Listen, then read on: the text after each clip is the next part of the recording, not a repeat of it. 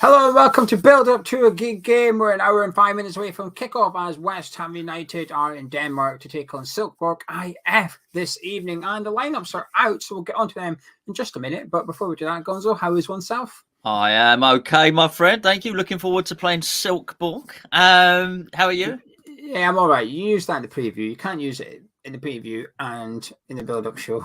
What do you mean? Your Silkeborg. No, I said Silkeborg. Oh, okay, right, okay. I'm really prompting you because we had a little moment just before we went live where, anyway, it doesn't matter. Private joke. Anyway, let's take a look at the team then. I mean, I might as well get my phone out for this part then. It will be on your screen in just a second. Charlie, stick it up. It's all right. That's not a phrase you want to say too often. Right. Here is your West Ham team this evening. We've got three at the back. So in goal, we've got Alphonse Areola. We have a back three of Thilo Kehrer, probably on the right, with Craig Dawson in the middle and Aaron Creswell on the left. We've got Emerson left wing back with Soufal right wing back. Meanwhile, Lanzini partners Declan Rice in midfield. Scamacca up front with Paqueta and Cornet either up front alongside him or just behind. We'll have to wait and see how that front three line up exactly. We saw against Viborg a few weeks ago now, and we sort of played with two strikers with Scamacca and one in the number 10 role, but more often than not, it's sort of two number 10s behind the striker. What's your first thoughts, Gonzo? My first thought was, where's Flynn Downs? My second thought was, oh, look, there's Emerson and Cresswell. But then that thought, it sort of works out what was going on tactically with that once the shape became apparent. My third thought, I had a lot of thoughts very quickly. My third thought was, oh, I'll tell you what, I bet you see some football with Rice, Lanzini and Paqueta there. That'd be really interesting to see how those three combine, actually. But I'm disappointed that Flynn Downs hasn't started. That would be one thing I'd take away from it.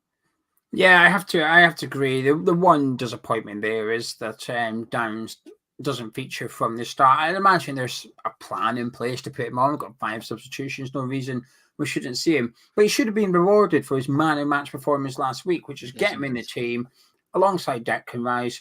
With the greatest of respect, Lanzini got hooked at half-time last week because he was dreadful. He was awful last week, and he starts again tonight.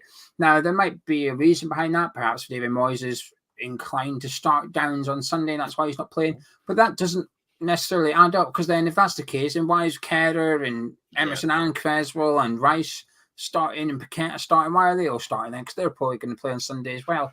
So it is disappointing not to see Flynn Downs, and just as disappointing to see Lanzini in ahead of him. If he put Souček in next to Rice, I'd say, okay, I get it, because Souček missed last week to an injury. But getting Souček a bit of game time before Sunday, get his match sharpness up, I would understand that, but not Lanzini. I think that's a bit disappointing for me, if I'm honest with you. As for the rest of the team, I mean, it's strong, isn't it? A back three is interesting. This would, to me, would imply that this is what we're going to do on Sunday, and we're having a look at probably Creswell and Emerson's partnership down the left-hand side. Good minutes for Craig Dawson tonight. I'd imagine Ogbonna, well, I don't know, that plastic pitch that Moyes was alluding to is possibly the reason Dawson's in ahead of Ogbonna for this evening. And of course, Scamacca up front needs a goal. I was okay with his performance last week, but he does need a goal just to get him up and running. But yeah, happy as that, bar no Downs, really. Yeah, Dawson's big news, actually, as you just referred to him there. I'm pleased, really pleased to see him back.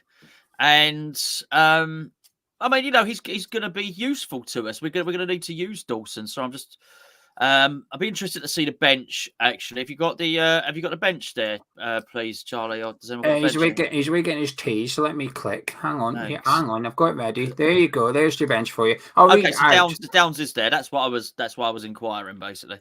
I shall read out the bench. Anyway, I'm going in numerical order. I've done it in position order on the screen. We've got Lucas Fabianski and Darren Randolph, as well as Kurt Zuma, Pablo Fornals, Mikel Antonio, Flynn Downs, Jared Bowen, Angelo Ogbonna, Said Benrahma, Thomas Souček, and Connor Coventry. I mean, that's a no messing about bench, isn't it? Very strong. Very, very strong bench, actually. There's everything you need.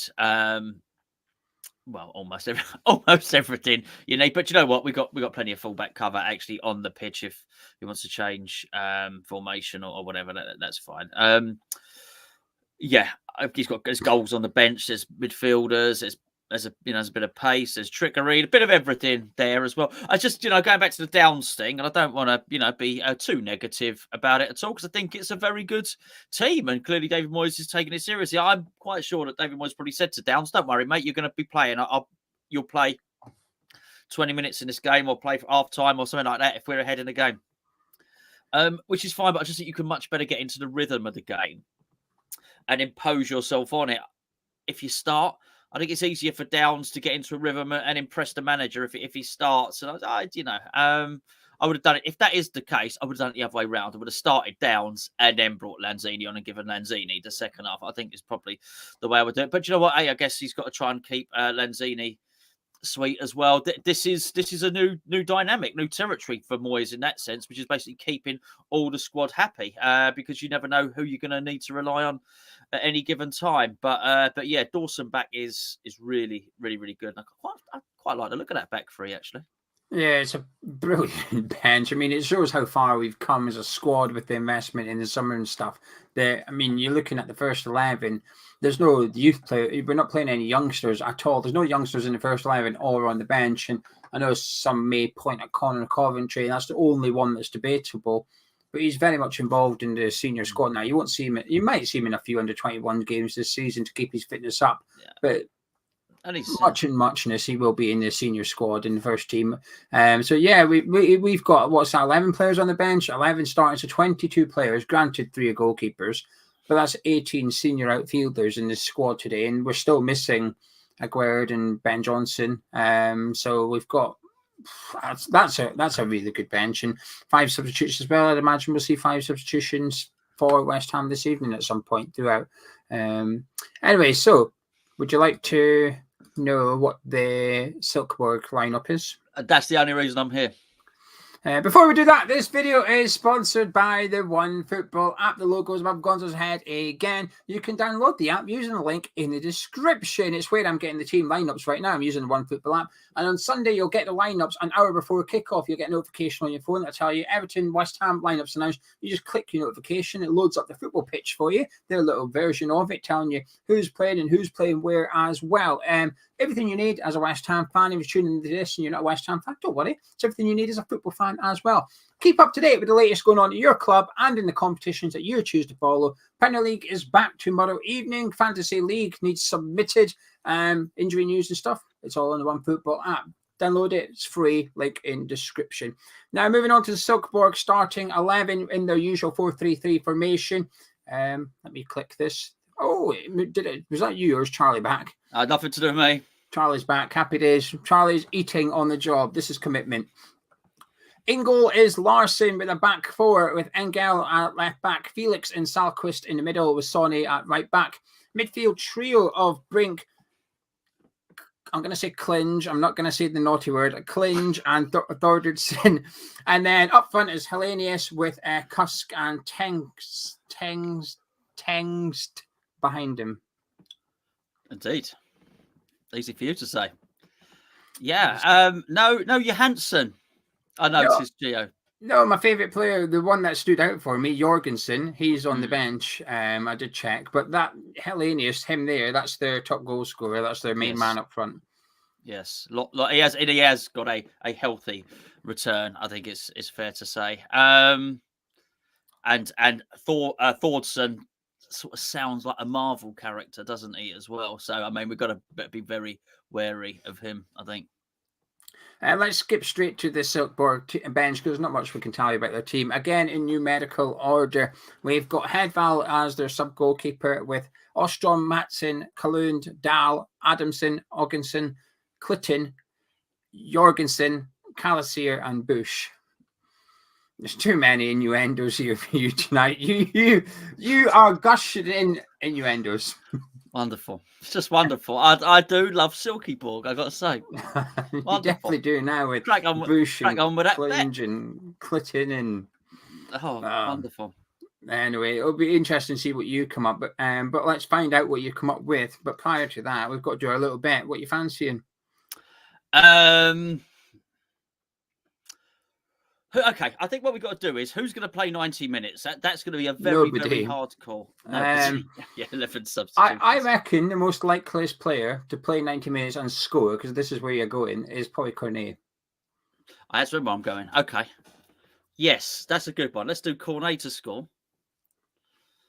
Yeah. I mean, this is the squad, regardless of whether that we've all got our little things maybe in the first team that we would do differently. In terms of squad, it's about as good as it gets over recent years of following West Ham. We should, and they've had a week on the training field, we should have enough talent to really put this team to the sword. So I'd expect a lot of goals, Gio. I think, a 2-3 goal clear margin. So what do you want to do then? Do you want us to do you want us to score 3 goals then? I do want us to score 3 goals. Definitely, yes, please. West Ham to win. West Ham to score at least 3 goals. That's in there as well. I fancy putting in a Dawson shot on target. Yes, because, well, you know what? Header counts, doesn't it, from a corner for that? Yeah. I mean, it still doesn't. The odds still aren't great. We're going to need something else here. We're going to need a player to get booked from Silkeborg. Yeah. We are, because it's 9-2. We need a player to get booked in this to bump it up a bit. What about the mighty Thor? What? Aggressive. You want someone from Silkeborg to get booked? Yeah. Or Thor? I don't get it. What are you referring to here? I think they've got a guy in there called Thor Hardson. Yeah. Thor. And basically, you see that Thor Hardson? That's basically the love child. Have you seen Marvel? Of Thor? I'll tell you what. Basically, Thor had an affair with John Hartson, and that was the baby they had. I'll tell you what. In the last 6 games, he's had 4 bookings. In one of the games, he only played 4 minutes and he got booked. So I'm convinced. He's got that sort of name, mate. Right, that's him in. That's the bet going on. Bosh. £170 for the winner. If the bet wins, I'm feeling quite good about this one. If this bet wins, we'll give one of you guys £170. We'll tell you the phrase that you got put into live chat. I'm dreading this in just a minute, but let me just relay the bet back to you, because there was a bit of a delay in us picking our player to be booked after Gonzo explained why he was shortening and abbreviating a surname of one of their players. We've got Maxwell Cornet to score any time in the game. West Ham to win the match. West Ham to score at least 3 goals in the game. Craig Dawson to have 1 shot on target, or more, at least 1 shot on target.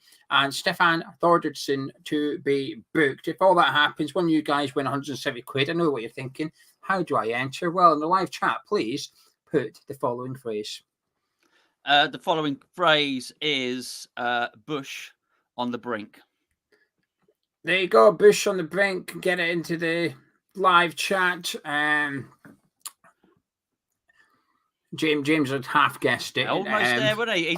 He's very good, though. I'll tell you what, he's consistent.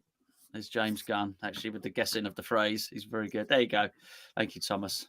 Right, Gonzo, you've seen the teams. What are you thinking? I really like it. I think it's a good team. Look, mate, but it's been a really weird week for obvious reasons. When have we ever had back-to-back European games with no league game in the middle? I certainly, missed West Ham playing football. There's no doubt about that. I think we need this. West Ham need this. I'm really looking forward to the game. I want us to put on a performance. I'm glad he's picked a mixture of a team full of people that would start as first teamers. Chucking some other ones in there. Clearly wants to get some miles in their legs, like Scamacca and Cornet. Nice to see Dawson back. Look, whatever blend he was going to do, someone would have been disappointed. I'd like to see him down in there, but I'll tell you what, I'm actually really. We'll finish this when we finish this video. I'm actually just looking forward to sitting down and watching the game, actually, and seeing how we play. And I am really looking forward to. I know how Declan Rice can play. I know how Dawson can play. I'm just delighted. I'm really pleased that they're playing. I'd like to see what Scamacca can do. I'd like to see what Paqueta can do, and I'm looking forward to Cornet looking a bit sharp as well. And I would like maybe Scamacca or Cornet to put some pressure on whoever's going to start. Well, against Everton, just really sort of put pressure on and put their hand up and say, right, Moisey, probably can't call him Moisey, boss. Right, boss, really consider me for the weekend, consider me for the Everton team, and put in a really good performance.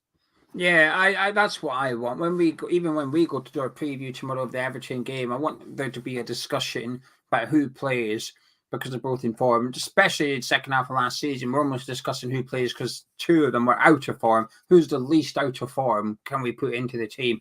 And sort of at the minute, Jared Bowen's in the team because of what he does off the ball. I want there to be a bit of a problem, actually, where Moyes feels a little bit forced to play someone else because of what they're doing in possession of it. And, Paqueta and Cornet have to step up tonight. I know we assume Paqueta will start, but on the bench tonight, David Moyes has got his two trusted players in the inform player in Ben Rama, Fornals and Bowen. So you'd imagine them three potentially starting on Sunday. And if so, Paqueta, there's probably not really space for him, actually. So even if our big signing wants in on the team, he's going to have to play tonight. He's going to have to turn up and force his way in ahead of one of those three, because Fornals is playing well recently. Ben Rama's playing well recently. And while Bowen is out of sorts, we know Moyes trusts him 100% for what he does out of possession, so on and so forth.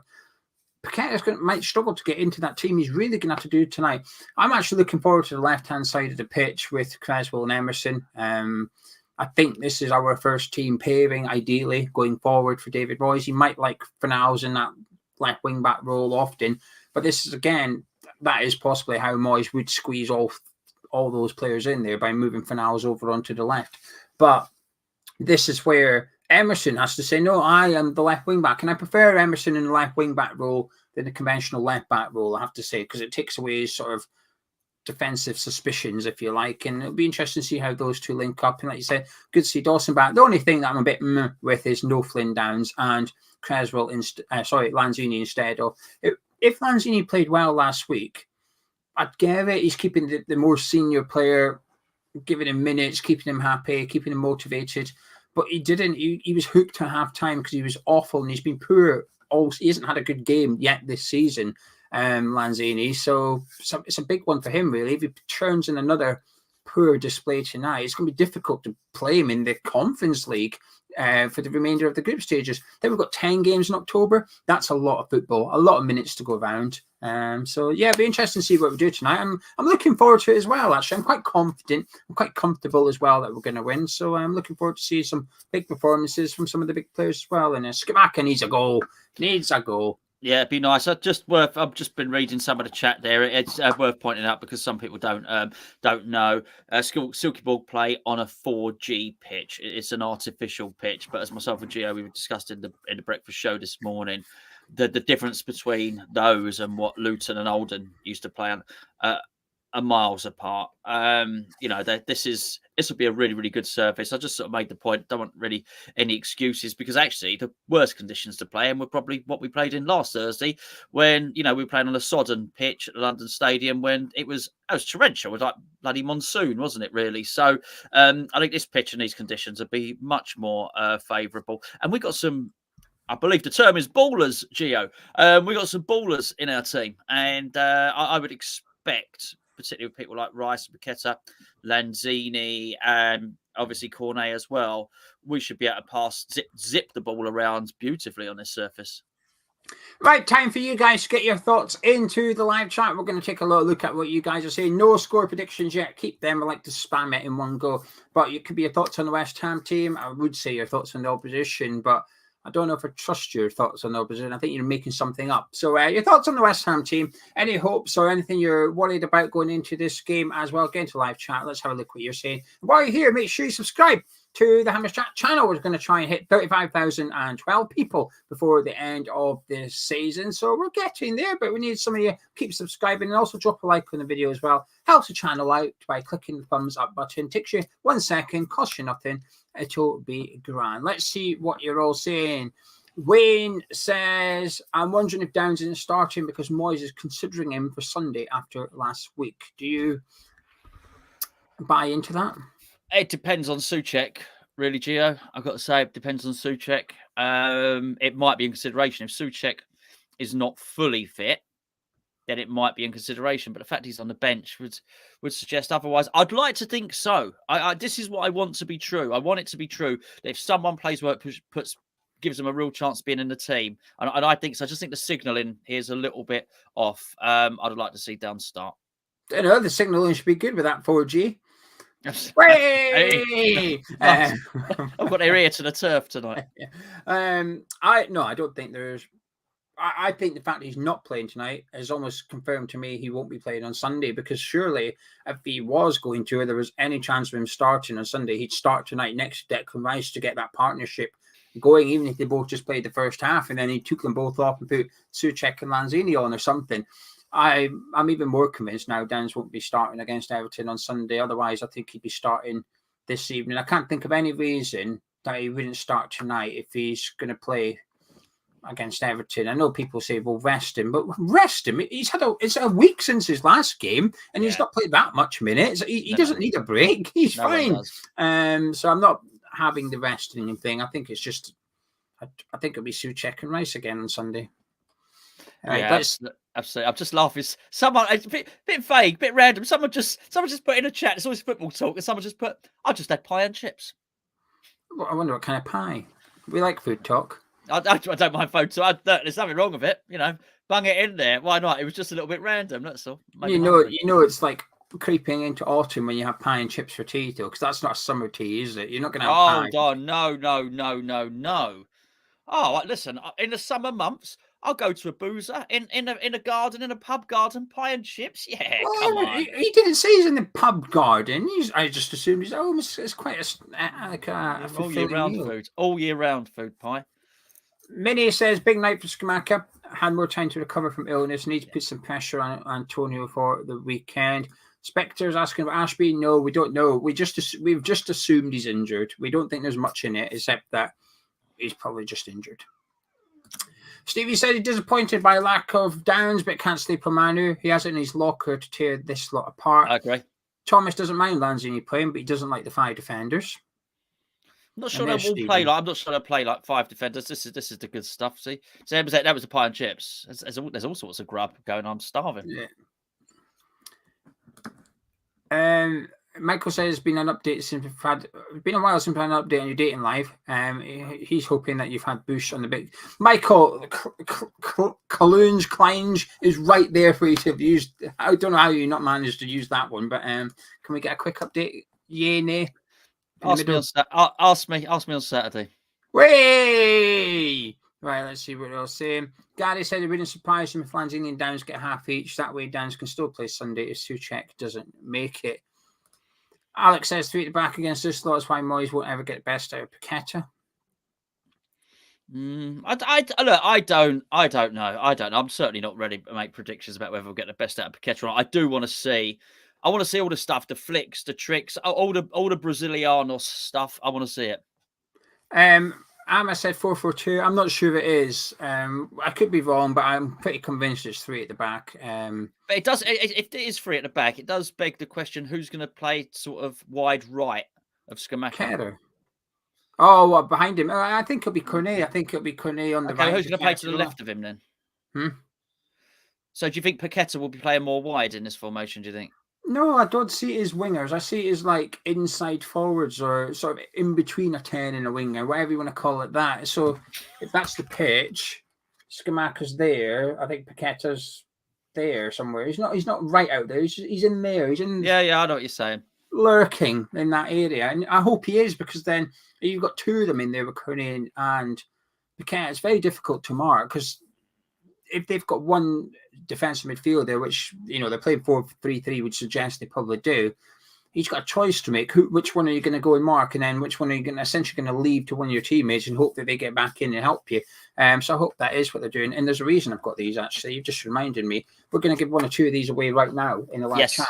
Yes. We're going to give them away. The reason being, I ordered far too much, but I had to order more to keep the price down, and I've got about 40, right? So we need rid of them. We've made them as cheap as we can on the website. On the live chat right now, at the very top, it should have the player range. You can click it, go buy one. It's £4 if you want.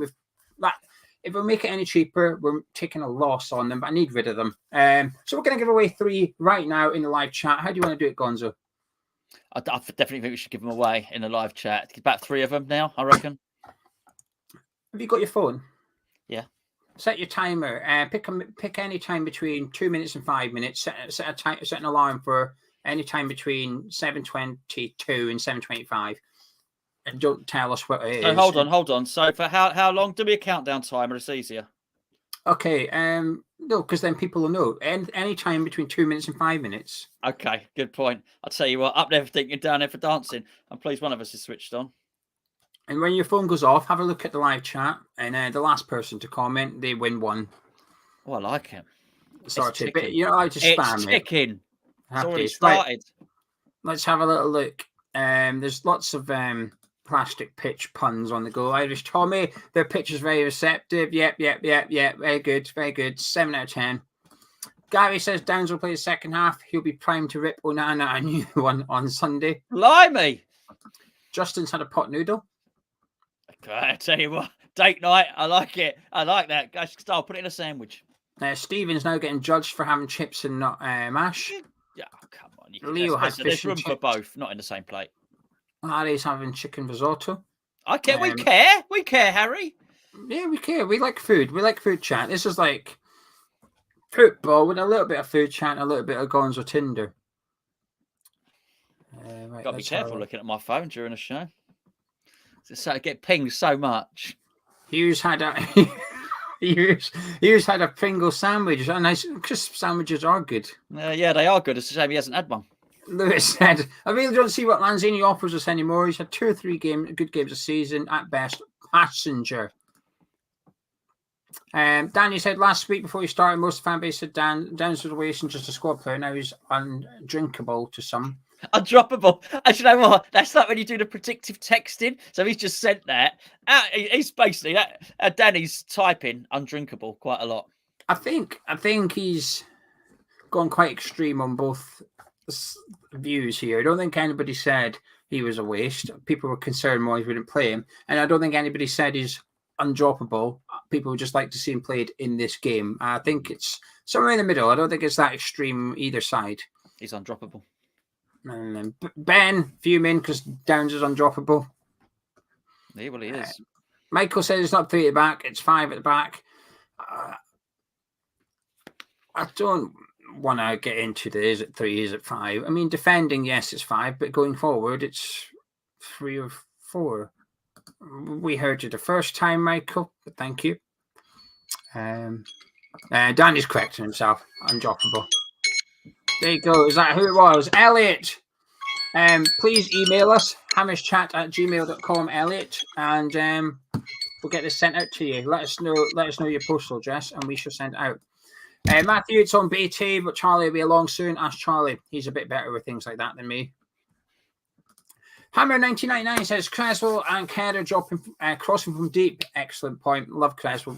I love it when Creswell's crossing from 20 yards back from the 18-yarder, unmarked usually. Like it gets to roll it with the sole of his foot and whip it in. He's got all the tactics there. It's the full analysis of the game. I like it. And Creswell and Kerr dropping, crossing from deep. Sufal and Emerson providing the width allows Cunny and Picard to get close to Skamaka. Really good system. Downs exclusion, disappointing, but expecting good play.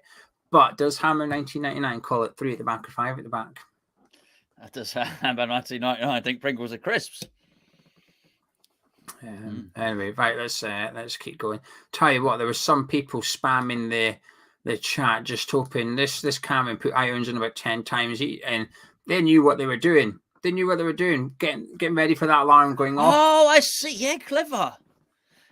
He missed it though. He missed it. Stevie says this looks set up for a promising night for Kane. I've just had a couple of hot, tasty wieners. Pardon. Hey. Uh,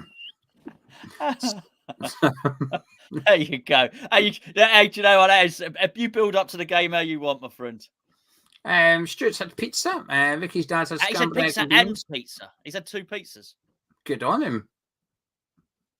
Let's see. On separate, the scrambled egg and the beans on the separate pieces of bread. You haven't put that scrambled egg and the beans to mix them together on the toast, right? Yeah. Let's keep. I don't know. I do not know. I don't know. I'm just saying. Irish Tommy says playing Lanzini, who's leaving the club soon ahead of Downs, who's part of a future in midfield, is bizarre. Right. Wrong, you're not wrong. Mind you, do you know what, Geo? Just to defend that a little bit, play devil's advocate, because to be fair, I'd like to see Downs playing ahead of Lanzini. But did you say 10 games in October? He's probably got to make sure everybody is fit, firing, and ready. They're all going to play in October. I say they're all going to. Darren Randolph's not, but apart from that, they're all going to play in October. Mikey says Downs had a cracking game last week. Doesn't mean he's undroppable. Just should be rewarded for playing well. Totally agree. David says that Dawson is back. Give us the points right now. Our defence cannot be beat. I like it. I like it. Even a mighty Thor can't break through, even with his bush. Cameron, do you know what? Bugger it. Yeah, you can. Email us as well, Cameron. I'll send you one just for your cheekiness. Me and Gonzo don't mind someone being a bit cheeky. So we're going to reward it tonight. Cameron, email us as well. We'll get one sent out. We've got one more giveaway, and I'm going to let Charlie give that one away to somebody. He can decide. Right. Hold on. Says Danny. There you go. I'm glad you said I clean up my kitchen at the moment. It's Spain, lads. Keep me going before the game starts. Just going to pour myself a beer. I'm undrinkable. Good man. Good man. Beaton says Moyes wants the best passers on the plastic pitch. Do you agree with that? I sort of can tell by your reaction, but I can't. But I think Downs is one of our best passers. I better say, but the guy with the best pass success rate last season. But he is right. I do wonder if he's looking at this because I have a feeling, because I think Downs was excellent. I wonder if Moyes is thinking, okay, I've got no doubts here. I know Downs can play in that system. I know he can play with Rice. I do wonder if he's looking actually Paqueta, Lanzini, and Rice. I wonder if he's thinking, I'm going to get some delicious football here. They've got a clinch, but we've got a cheeky Brazilian. Quite right. Dylan, I don't know. I will find out for you. We're in the process of trying to revamp our postage system on the shop. It's not that straightforward, unfortunately. But we're getting it done. Right. Score prediction time. Time to spam the chat. When I say that, I mean everybody puts in one score prediction. Don't spam it yourself. Just everybody get your score prediction into live chat and let's see what you're all saying. Gonzo, can I get any final words from yourself as well, of course, as your all-important score prediction? Oh, I'm going to go really precise, Geo. I'm sick of this. I'm sick of sitting on the fence. Not only am I going to give you the score prediction, I'm going to tell you who's going to score the goals. All right, that's what I'm going to do. Look, I just want to enjoy the game tonight. Quite frankly, I'm really looking forward to it. Nice to get football back. Big game against Everton. It's really, really important for the club, for Moyes, for the players, for everything. I want to get a little bit of a spring in our step. I think we're going to win 4-0. Mm-hmm. I do think Skamaka's going to score. I think Paqueta is going to score as well. I also think that Antonio is going to score, as is Jared Bowen. Wait, not Maxwell Cornet, who you suggested we put in the bet? Good point. I like your thinking. What is this? What a scam! It's a scam. It's a scam. You're not suggesting. You might have guessed this isn't scripted. We actually make this stuff up as we go along. Yeah. I when you said I'm going to do the goal scorers, I was going to say, well, Cornet's one. I thought I'm going to bite my tongue actually and just see if he forgets. Wait for me to stitch myself up. Yeah, quite right. Yeah, so that's how, me out there, mate. Yeah. That's how much of a so and so I am. I knew you were going to slip up, and I just let you do it. 5-0 with Cornet the third one. Well, there's lots of confidence in the live chat. You won't be surprised to know 2s, 3s, 4s, even some 5s and 6s, even a 10-0. A lot of people are backing Skamaka goals, plural, tonight, though. There's been a couple of people have said, there's been about 3 people said Skamaka hat-trick. You heard it here first, but there's so many people said it. I'm not sure who actually said it first. No, last. You heard it here last, about halfway through.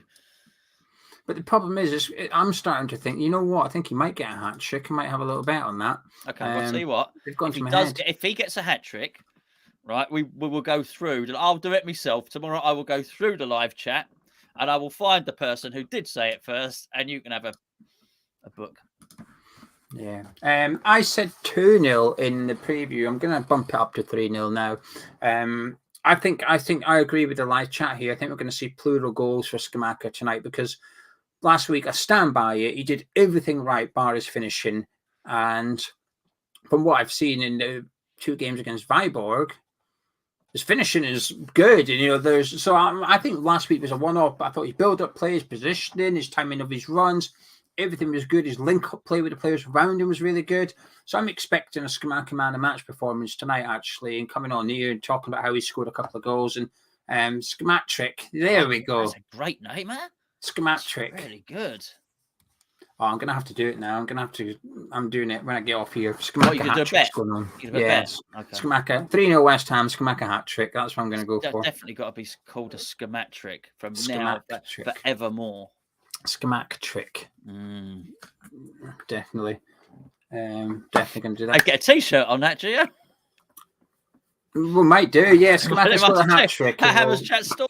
Come check it out. No, it's not there. Well, you can look, but you won't find that T-shirt yet. It's not been fabricated. He's got to score a hat-trick first. Basically, when Skamaka scores a hat-trick at Hammer's Chat, maybe we will commission a Skamatrick.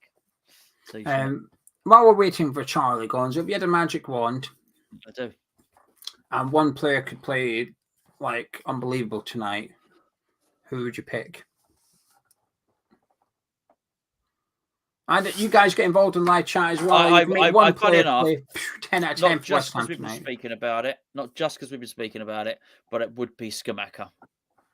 If we could get him up and firing, I don't doubt Paqueta's quality. I think he'll come through anyway. I think a really, really important one to put such a great performance. He puts massive pressure on Antonio. Be Skamaka. What about you, Gio? I think Paqueta. I have to agree. I think a lot of people like live chats in Paqueta. I think. I get Soufal's a really good pick because we need him to play. He's going to play the next. We've got 10 games in October. He's probably going to play 7. So we're going to need him to start playing well because Johnson's injured and Ashby's AWOL. But for me, it's Paqueta because I think I want there to be proof from Paqueta to David Moyes, which is this is why I play in the attacking midfield position. This is why I attack teams. This is why I start in the middle of the pitch.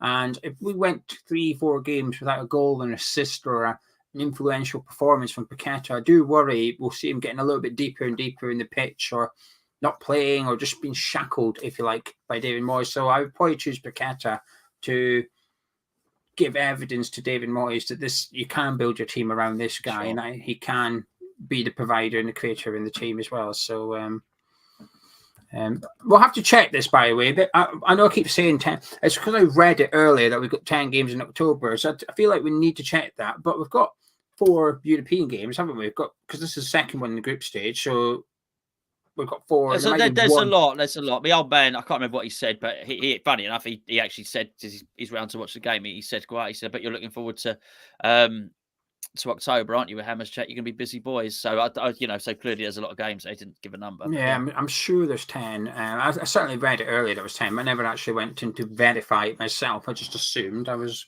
reading information. Yeah, Alex, listen, it was what you got to do. You can't spam like the same. You got to be a bit inventive with your spamming if you're going to try and win a book. That ain't going to do it. What's he been doing? It's just a lot. He's posted Scottish Allardyce out a lot of times.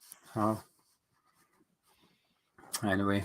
Right. I think we're ready. I think the green room's got an extra member in it now. So let's get him in. Mr. Charlie Walsh. How are you doing, Charlie? Well, physically, I feel like a mess. But mentally, I'm very excited for the match, Gio. I can't lie to you. I know I say this every European fixture, but they're just exciting to me. And I'm equally excited to beat Silkeborg. Is that right? Don't you start as well, for God's sake. Listen, sometimes you just got to go with the flow. You got to know what's what, and you take it, you know? You sound poorly, Charlie. You do sound poorly. I'm having a bad day. Gio can attest. I sent him a message earlier just being like, don't feel well.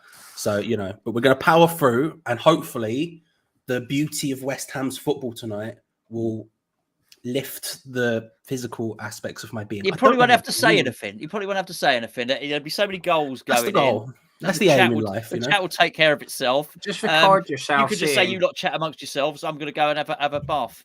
Just record yourself saying, what a goal by Skamaka. And then There you just go. like replay it now and again, just now and again for the second goal. What a goal by Skamaka. Makes sense, right? Makes it easy. It's the goal, really. Then Sitting the third there, one, you're going getting to have to paid to do intervene nothing. and be like, wow, Geo's just won his bet for a Skamak trick. I like the way you've taken ownership of the bet now. Now that you think it might win, you're like, that's And the Geo's phrase, bet now. and the phrase, taking ownership of the phrase. Was it Joel? Was that who said it? Joel. Yeah, it's in my head now. It's in my head, Charlie. I'm going to have to do it now. I've got a fear of missing out more than anything.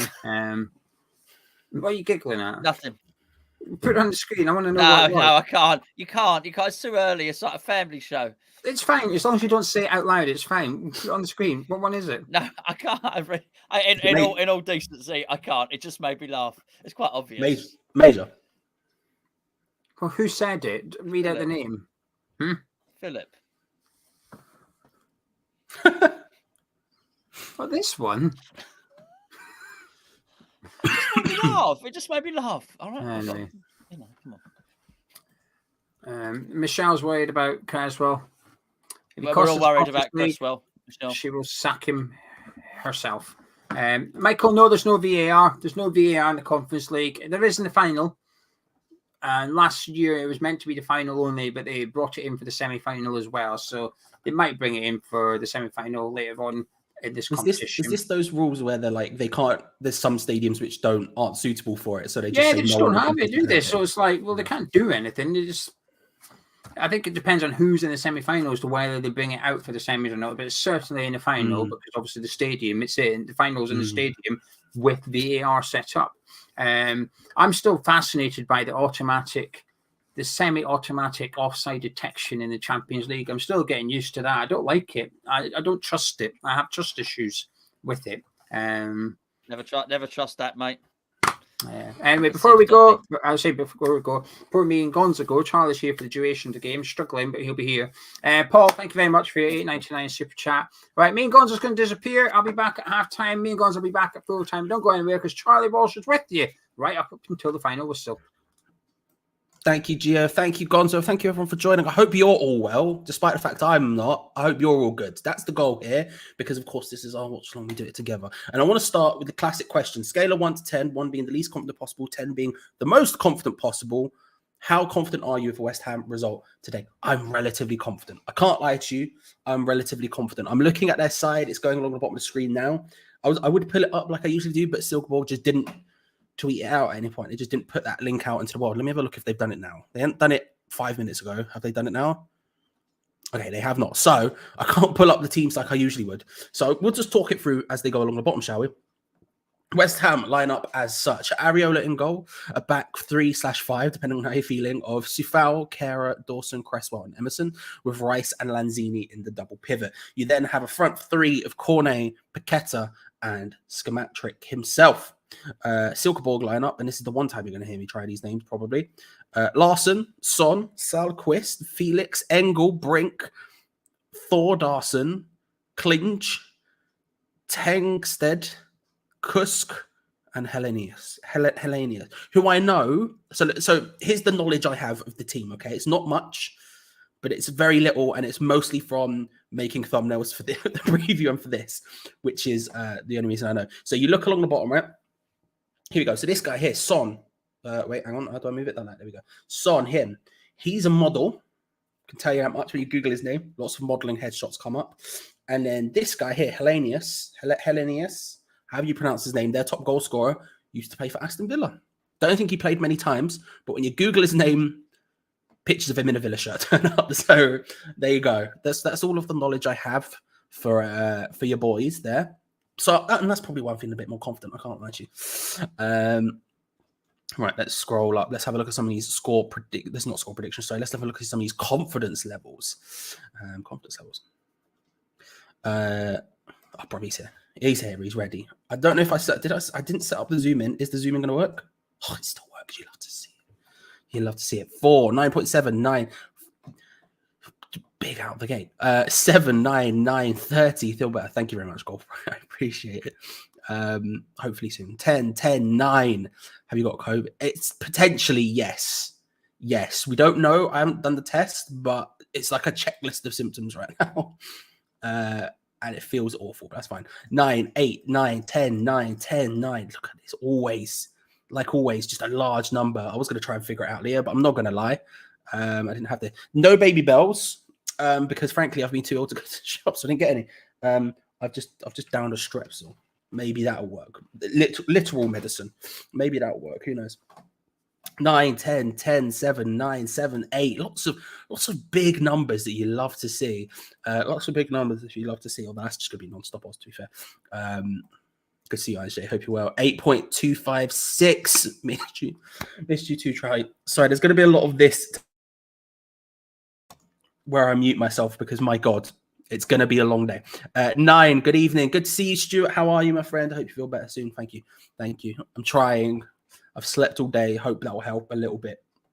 It's not. 7, 8, 7, 10. Love that. I want Paqueta on the ball running at them. That's what I want to see. That's what I want to see. When you're looking at the team, when you're looking at the side, obviously there is a lot of...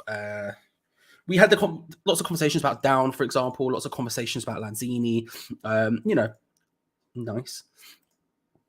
Good to see you, Lee. Hope you're well, my friend. Hope you're having a good day. Reese, my friend, if you're looking for a place to stream it, it is, of course, on BT Sport 2 in the United Kingdom. But if you're looking for a different place, then you might be able to scroll down into the comments, into the description below for join our Discord. It might have what you're looking for just before kickoff or maybe just after kickoff, I would say.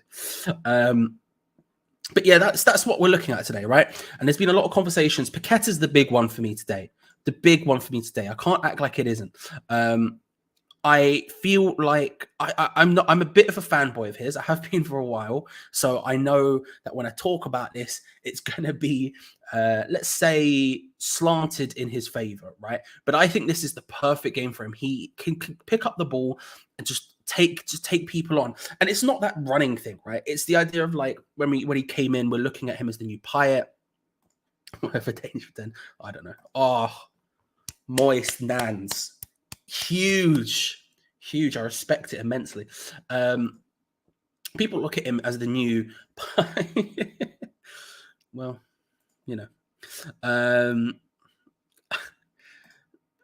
there we go. You're welcome.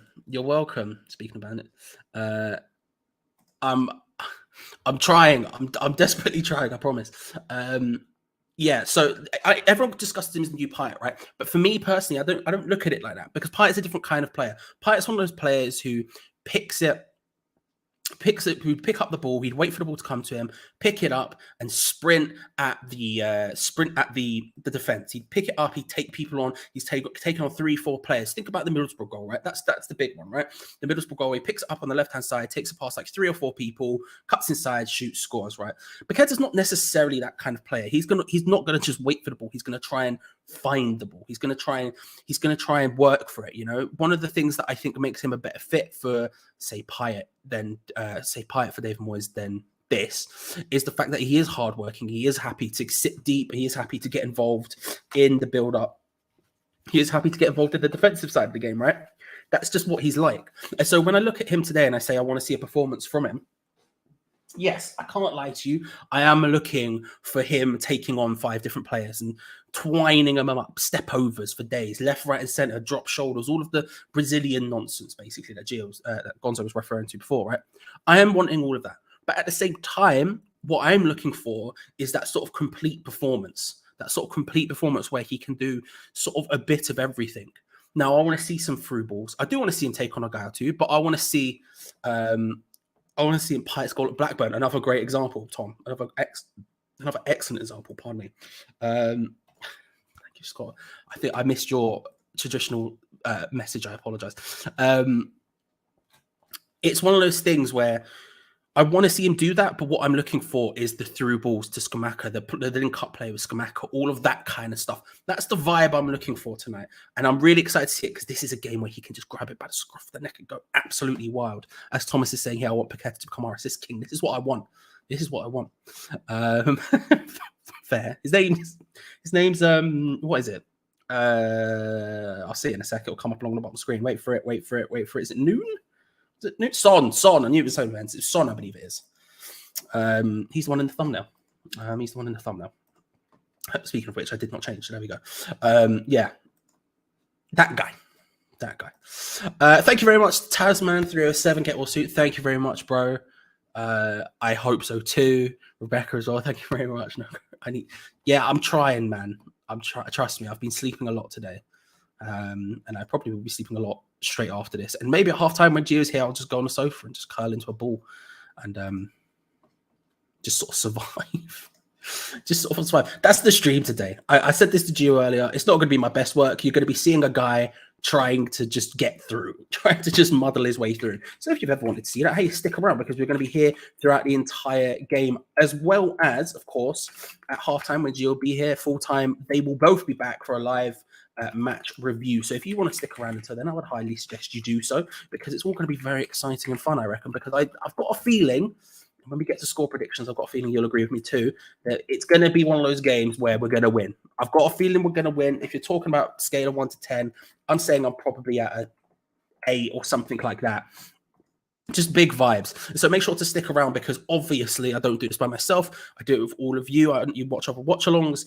They're all with other people. And so, I have to do it with you lot. Without you lot, this would just be a complete and utter mess. Imagine me, this ill, just sat here by myself.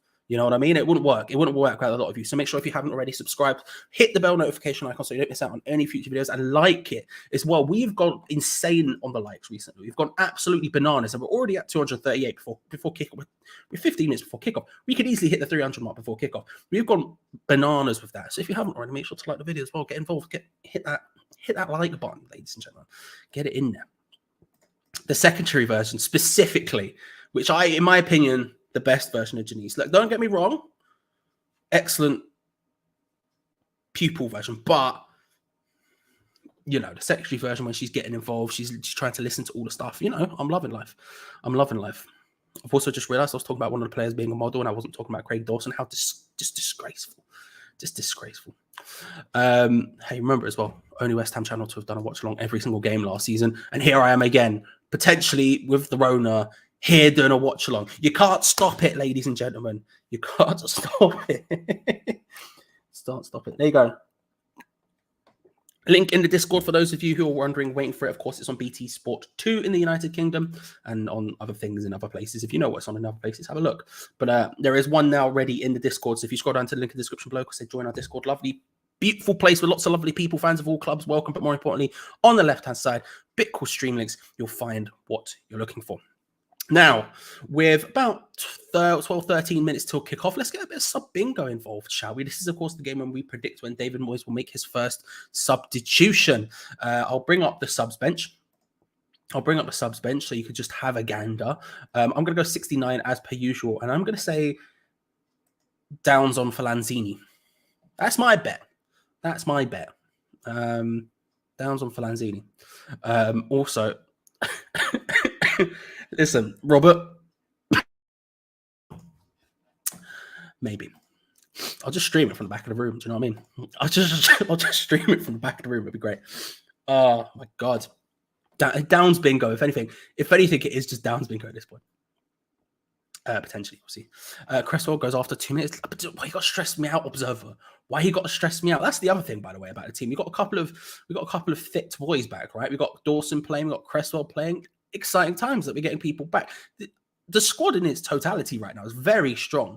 You're looking at Ariel Sufao, Kera, Dawson, Cresswell, Emerson, Rice, Lanzini, Cornet, Paqueta, and then from the bench, you're looking at Fabianski, Zuma, Ogbonna.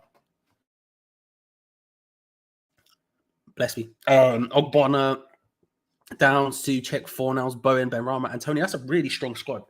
For us as well, that's a very strong squad. But that doesn't mean I want to see him go after 2 minutes. I can't be dealing with that. Antonio off for hat-trick at 45th minute. I'm hoping what that means is he scored the hat-trick in the first half. Job done. Then we move on. That's the hope. That's the dream. It's the dream. 45 minutes. Downs. You'd love to. I would love to see him play. I would love to see him play, especially after last week.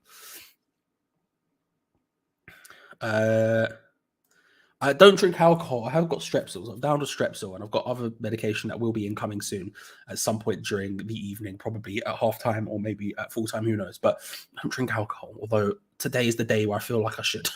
Ogbonna for Dawson's 60th minute. Look, as long as there's no injury involved, I'll take that. I'll take that, like an emotional reversal of the one from last time. You know, I'll take that. Okay, as long as he's not injured. 60th minute, Antonio for Skamaka, Souček for Lanzini, Bone for Paqueta, a triple. Love that. 67 minutes, first sub at halftime. Downs Lanzini, Rice, red card, 1 min, sub for Downs. Jesus, Leo's got a bold prediction there, and I love it. 45 minutes, Downs on, Lanzini off. Downs for Lanzini, Souček for Rice at halftime. There's a lot of Downs for Lanzini going on, which I appreciate. I mean, I said it as well. I'm just trying to remember what I even said. It was that as well, wasn't it?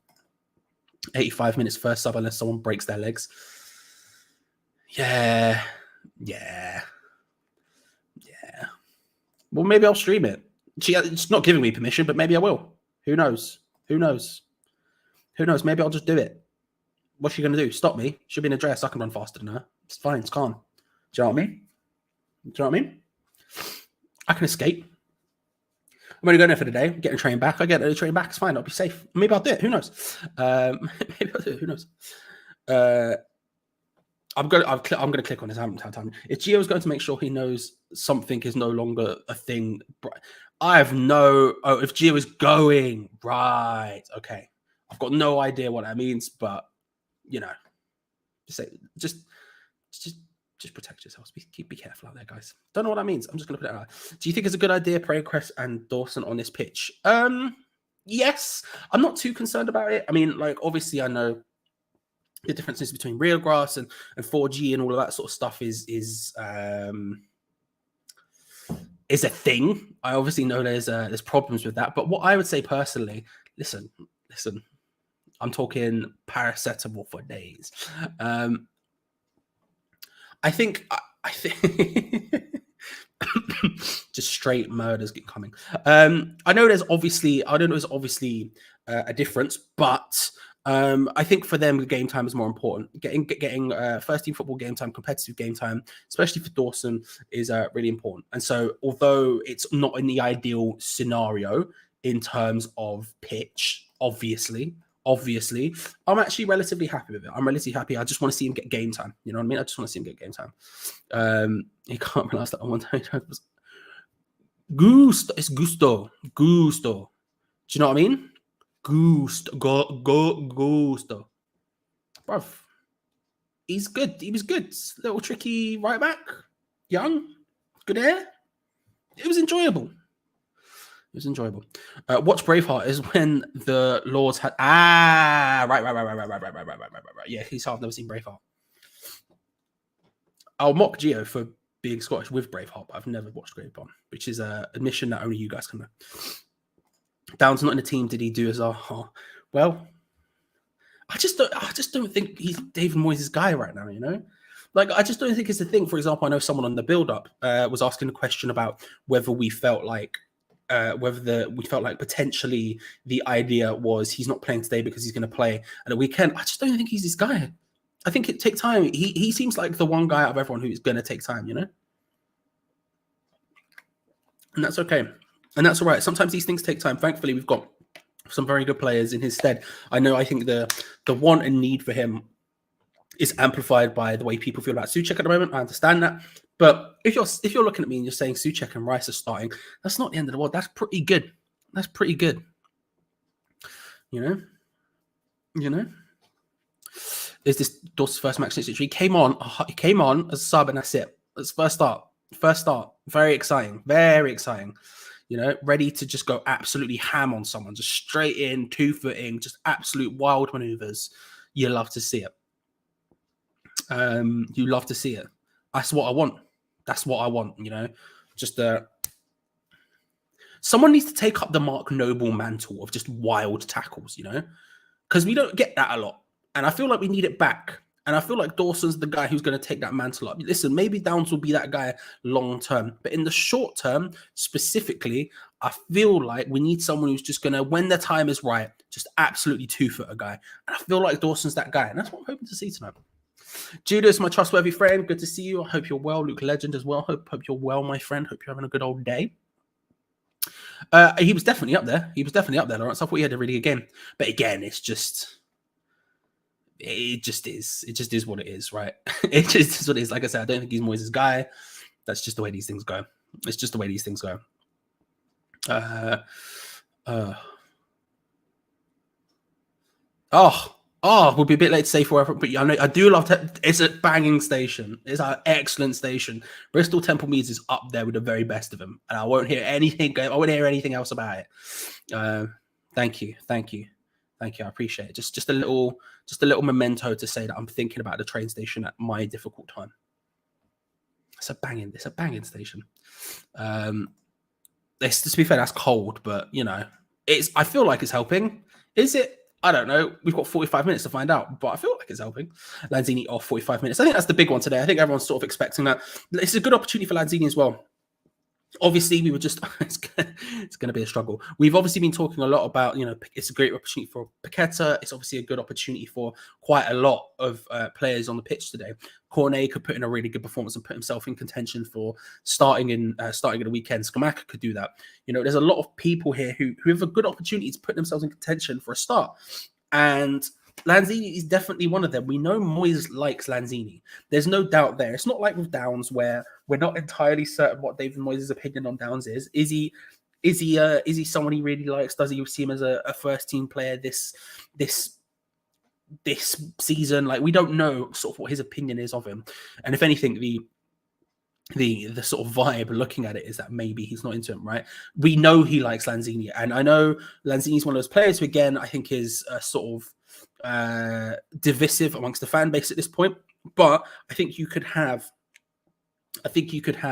a really good performance from him tonight and push his way back into the team because Moyes likes him. And this is a great opportunity to do it. Playing deep, he's going to have the opportunity to show the defensive side of his game, the work rate, but then also be the creator for the creators. I think that's a big opportunity for Lanzini, and hopefully he grabs it by the scruff of the neck and makes it happen. That's the goal anyway. That's the goal because, right now it's not happening. Well, thank Christ I don't have any. See, I don't like Dr. Pepper, but Italian Doritos is a strong shout, Lewis. It's a strong shout. We are about 2 minutes away from kickoff, so if you haven't already, make sure to lob your score predictions in the chat, ladies and gentlemen. I want those final score predictions. We've talked about the teams. We've talked about the fact that they have a guy who used to play for Aston Villa, for example. I've given you as much info on the opposition as I can. They also have a very cool stadium. I'm not going to lie, I do like that stadium. But what is your final score predictions? Lob them in the chat. And while we do that, I will give a massive shout out to the new sponsor, of course, OneFootball. You know them. I love them. They're back once again to sponsor the channel. They are a football app which helps you keep up to date with the things you actually want to keep up to date on. You download it and then you pick what are the things you want to see. So maybe you want to just see West Ham news, you click on West Ham. Maybe you just want to see Premier League news, you click on that. You don't have to see stuff you don't want to see. It's a beautiful thing. It helps us keep up to date. It can help you keep up to date. OneFootball, thank you very much for sponsoring the watch along, my friends, and the build up. Appreciate it. Link in the description and comments section down below. And then once more, just as Rebecca's just said there, if you are looking for a way to watch the game, if you scroll down into the description below, there's a bit there that says join our Discord. If you click on that, it's a lovely place to join. It's completely free to join up as well. But more importantly, if you scroll down on the left-hand side, there's a bit there called Stream Links. If you click on that, you'll find what you're looking for.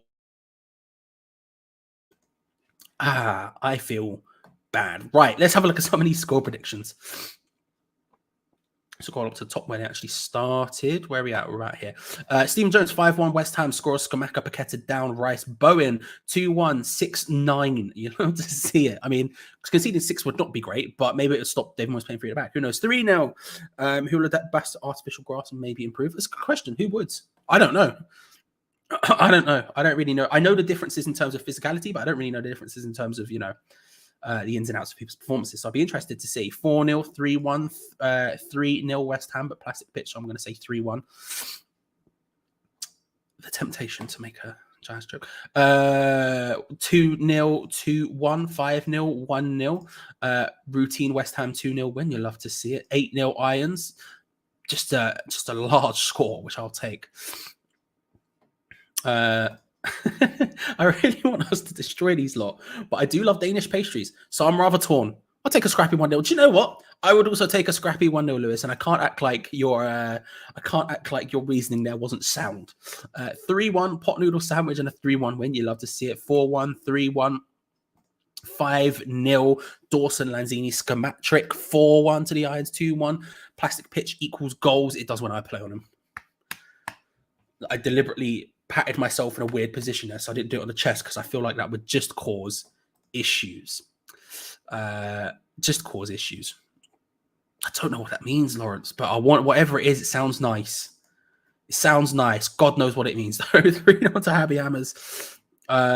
If you haven't, make sure you have a VPN is ideal. Ad block at least is something you would need, Chris. And always ask. You can ask people who are around in the Discord as well. They'd be more than happy to help you out in terms of like what to do. 4-1 Skamaka hat trick. Didn't we lose 6-0 to Oldham on a plastic pitch? Don't know. I don't know. Someone in chat will probably know. Going to watch the game back at halftime. Thank you very much for coming, Sonny. I appreciate it. 4-1 West Ham. If you are off to watch the game now, I much appreciate you coming.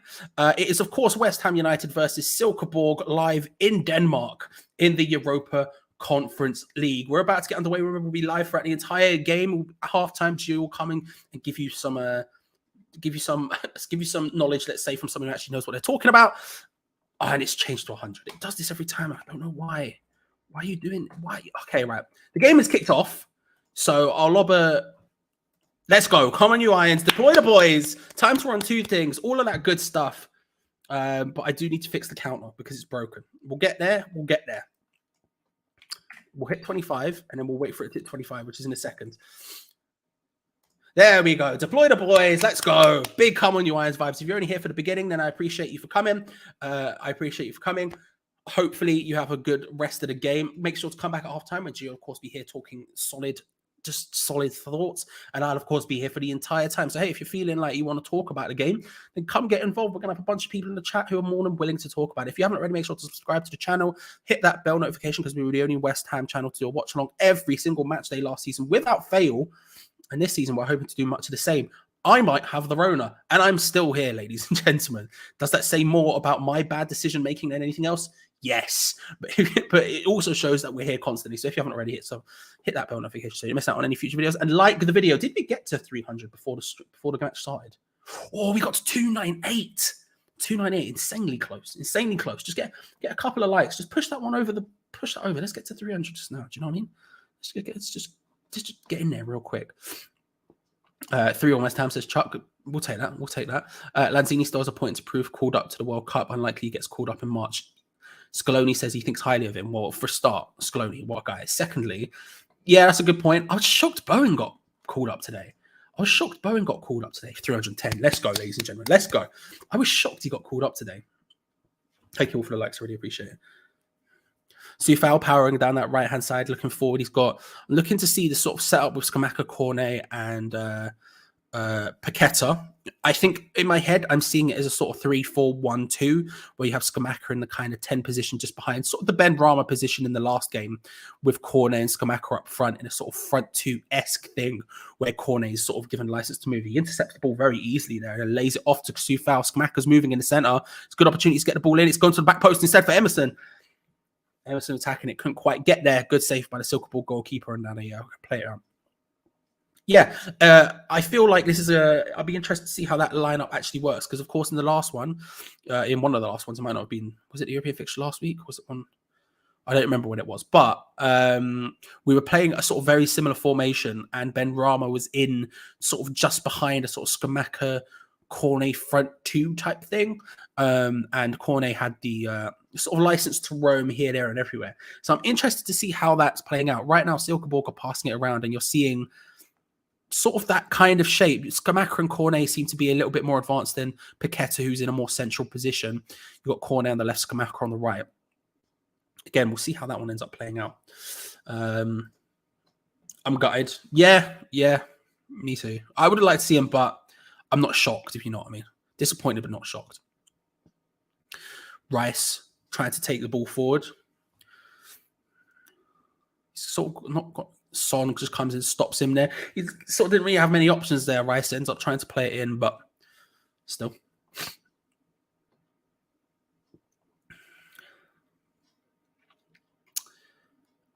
I do need to get Rumcam sorted. To be fair, we could do it right now. Right? So as I tell you the story. So what it was, right, is all played in, can't quite make it work. What it was I bought it for my girlfriend for Christmas. I'll do it at halftime. I bought it for my girlfriend for Christmas as a sort of. I bought her a bunch of stuff, and I thought to myself, what would be funny to open and then just to see, like as you unwrap it, as you open it up, what would be funny to just witness?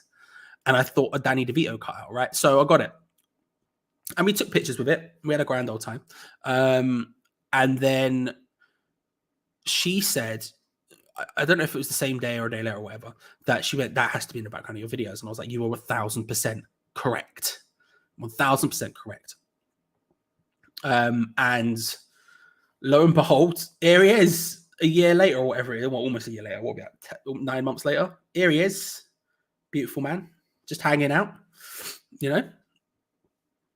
What a guy. Silkeborg passing the ball around just outside the area. West Ham got relatively good shape. They're sort of in the area where they're trying to cross. And they've got some space, and they pulled it into a path of woof. It's 1-0. It's 1-0, and it's a nice finish as well. That was way too easy. Kusk with the goal for Silkeborg there. And that was, I'll be honest with you, so easy. They were out wide on the left-hand side. They were trying to find sort of space to cross. And I felt like the shape was all right, but it was a little bit lopsided. People were sort of surrounding the ball when it was on the touchline, trying to maybe reduce the passing options, which I'm not necessarily against, but it is what it is. The problem is Kusko's just sort of moving around. He's just got complete and utter room. There's no one even remotely picking him up. And as it's pulled across to Kusk, who's just got no one near him, Rice has dropped into the back line. Kehra's sort of stepped up to a different position. He's run off the back of Kehra, doesn't know where he is, and he's just slotted that home. That's a really nice finish, to be fair. Just ball comes across to him, and he just sort of almost passes it into the bottom corner. That's really, you have to say it. It's a really nice finish. It's way, way, way too easy though. Way too easy for Silkeborg there. That shouldn't even come remotely close. Shouldn't even come remotely close. And we've given ourselves a massive mountain to climb now, which is fun, isn't it? Which is fun. We've now got a big old mountain to climb. Well, not a big old mountain. It's only one, but at the same time, would have been nicer if it was none. Listen, realistically, everyone here has said West Ham are winning. And most of the time, it's by more than one goal. So, you know, it is what it is. Hopefully, we can still get those. Somebody can still get those goals. But yeah, that was poor. Swissport, good to see you. Flynn is not playing.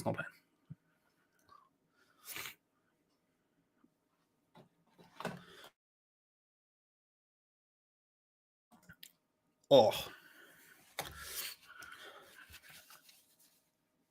West Ham now passing it around. Lanzini is definitely in that double pivot with Rice. Not that there was any doubt, but I'm looking at it now and I'm seeing him almost standing alongside Rice in that sort of just in front of the back 5-3 sort of position.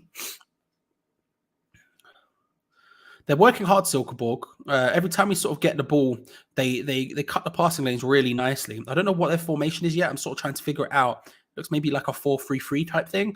But they're doing well to cut out the passing lanes, and it's sort of completely stifling all of our play. So if I was in acres of space on the top side of the screen.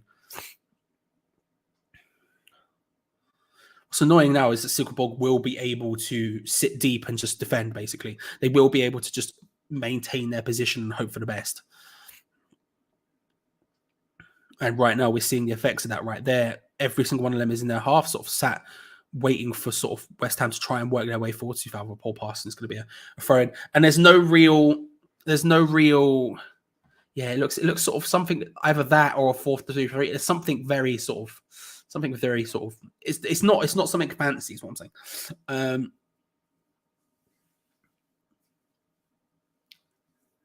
Every time we try to get forward, there is just a lack of options. Cresswell out on that left-hand side finds Emerson. Cresswell can't find a pass forward. They're working really hard for it. They're doing really well.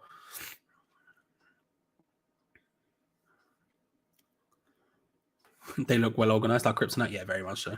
Very much so.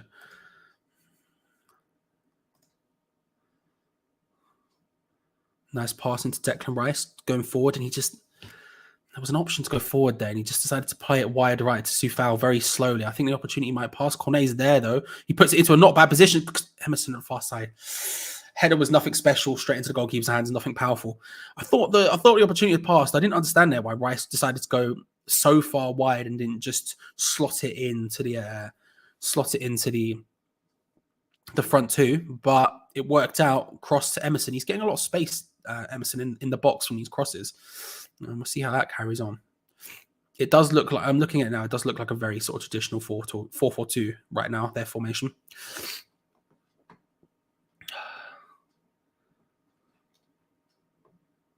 Must be there. No one else would dare, mate. No one else would dare. It's only you. Big plays. You know what I mean? Big plays. Hope you're well, by the way. Hope you're good.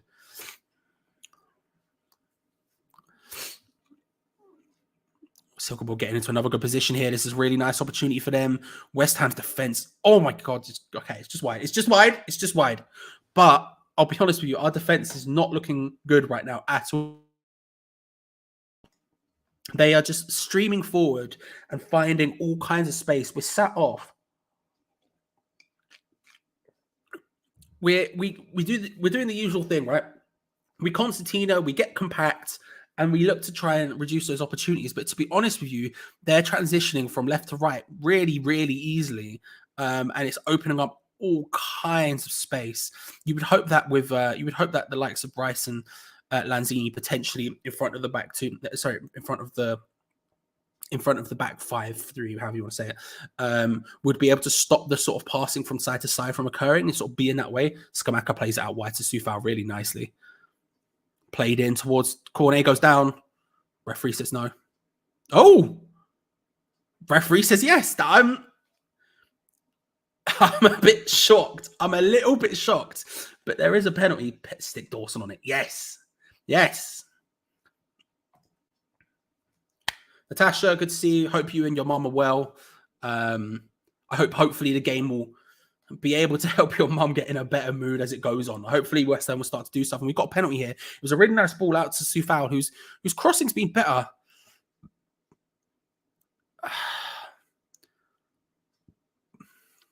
I'll be honest. I think he's gone down a bit easy. Lanzini steps up to take the pen. Makes sense. He's a penalty taker.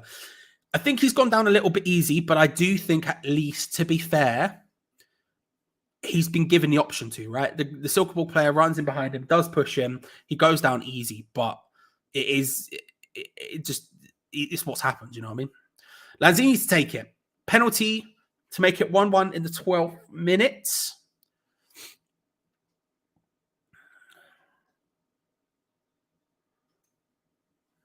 Lanzini steps up.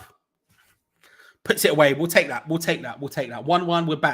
We're back. Soft penalty. I'm not going to act like it wasn't. A very soft penalty, but the Silkeborg defender put the position to make it happen. He came in behind Cornet, pushed him down. We move, right? He came in behind Cornet, pushed him down. And at that point, what more are you meant to do? Lanzini slips as he hits it, but it hits that sort of side netting. It's a very well-placed penalty, even if he does slip. I don't know if he entirely means it, and the goalkeeper does get a slight touch to it, but we'll take it. We'll take it. Good. I'm glad to hear it, Natasha. I'm glad to hear it. We'll take that. 1-1. 1-1. Back to step 0. Step 1. We go from here. Like I said, there's definitely some concerns. Good interception from Declan Rice there, nicking the ball off a heavy touch. That's better from Cornet, getting deep into a nice position to sort of give us a bit more forward again. Lanzini just very keen to pass sideways. Okay, that's what we need to see. Scott Paqueta coming deep now. That's what we need to see from Paqueta and Cornet specifically, is getting deep in sort of central areas, giving them options to pass, because we know what's going to happen down the right and left-hand side. Soufal will get forward, Cresswell, Emerson will get forward. We know sort of what that vibe is going to be. We don't need more extra bodies around that. What we need is Skamaka. Not Skamaka. We need Cornet and Paqueta. And hey, Skamaka if he wants to as well. Get deep in the central areas, compress our sort of the depth of our team, if you know what I mean. So front line, back line, we want that to be a little bit shorter so we have more options to pass through. Because right now, or before this anyway, we were struggling to sort of get forward. All of our passing was left to right because that's where the options were. Whereas their sort of 4-4-2, 4-3-3 sort of defensive shape sort of really made sure there was no space properly in the middle. So we need to get a little bit deeper, which is what we're doing right now, which is nice. They're on the ball currently, passing it around at the back. And hey, when I say I didn't want Scamacca to do it, but as I think, I mean, that comes directly from Scamacca doing just that. He drops deep, looks out, plays a really nice ball out to Sufal. Sufal gets the cross in. We get the goal. You'd love to see it.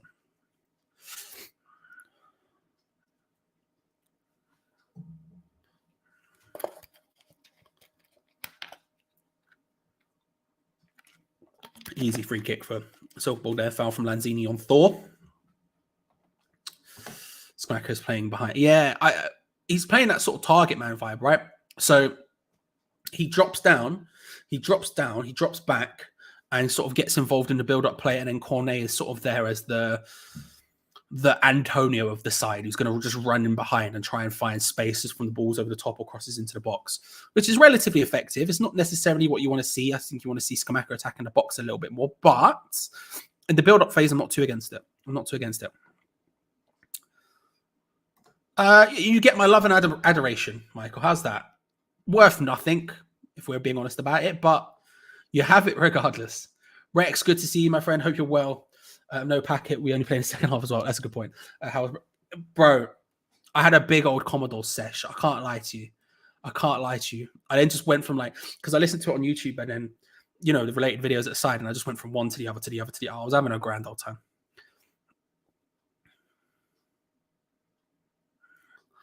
West Ham sort of last-ditch defending. Scamacca wins a throw-in, which we'll take. Again, defensively, I'm not super keen on our shape. I'm a bit worried about it, if I'm being honest with you. They sort of tend to find space quite easily. Dawson with a good tackle on Thor there. They seem to find space quite easy, more so than we would usually see for us, which is a concern given the fact that we've got given the system we're playing. Lanzini into the path of Paqueta. Plays it out wide to Emerson. He's got Cresswell on the overlap. Emerson tried to look in for Scamacca. Couldn't quite find him. Idea was nice. Doesn't quite make it work.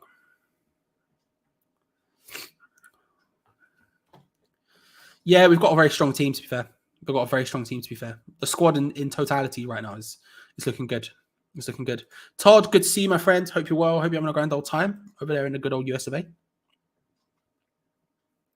There is nothing like it, Jekyll. Do you know what I mean? There is nothing like it.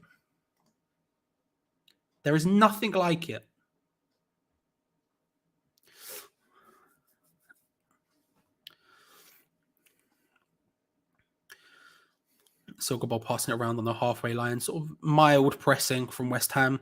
Again, they're at the halfway line, so we're never going to push them or try to cut down their passing lanes too much. We're at the stage where we defend and do nothing else. We're not going to try and make it difficult for them. We're just going to sort of allow them and hope they give us the ball eventually. It's what happens every single time without fail, depressingly. Good interception there. Cresswell can come away with the ball, finds Lanzini, whose first touch eludes him, but he still manages to pick up the ball. We'll take that. Paqueta under some pressure, looking for Scamacca to cause a bit of space. He ends up keeping it and having to go backwards, and West Ham are forced to go backwards again. Frustrating, but still, we have the ball.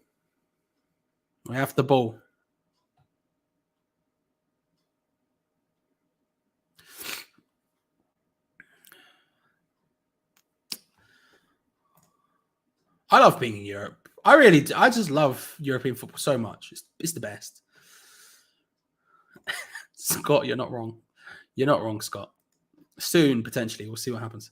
They fancy it. We know we can't defend. Yeah, they are. Oh, Emerson with nice pressure, forcing them into a really awkward position. It's going to be a throw-in. We'll take that. It's really awkward from Silkeborg. Yeah, I mean, they're on top of us when we get into defensive mode, and it's not fun to look at all.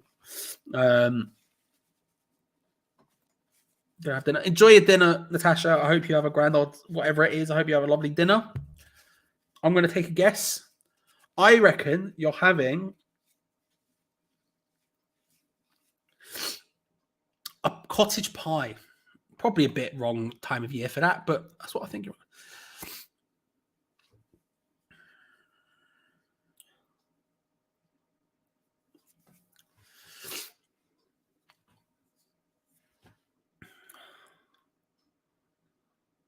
Rice getting involved in the play. This is nice. Scamacca out wide, picks up the ball. He's got Emerson in the centre. It was a nice idea to try and find Emerson.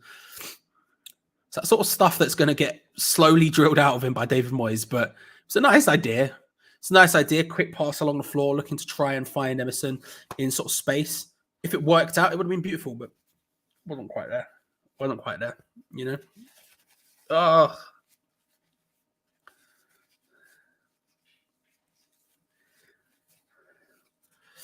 Loving these guesses for what the dinner was. Let's have a look. And listen, now you're here all the time, Leah. And we are much the better for it. We're much the better for it.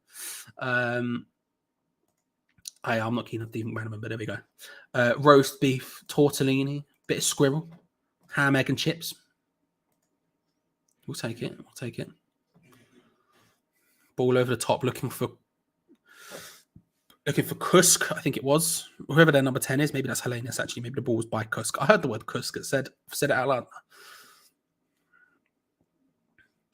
They're still on the ball here. Again, we just don't seem... The organisation just doesn't seem quite there in this back line. The passing around, that is Kusk. Oh, bloody hell. Bloody hell. That was close again. That was close again. He just picks up the ball in a relatively deep area, again, in loads of space. In loads of space. They're passing. They're relatively quick passing in and around the area. Declan Rice just in no man's land. Lanzini in complete no man's land. Kusk gets time and space outside the area, deflects off Dawson and goes wide. It's going to be a corner, but stress. They take it short. Thankfully, the dinking after all of that was pretty bad. But Soufal decides to just punt it clear under no pressure, and they get the ball again. You know, it's the way we move. It's the way we move. Hoping Moyes gets time to build. Very impressive squad building for me. Reminds me of the old days of building squads over several seasons. We have the foundations now. That's kind of my opinion as well, Rex. I've said this before. I don't particularly like. I'm not a big David Moyes fan, but I think over the last couple of seasons, he's earned the right to sort of build. And we've spent a lot of money this season, and I'm interested to see what he does with it. That's my opinion anyway. I know it's one of those things in the community right now where it's one of those 50-50 things, but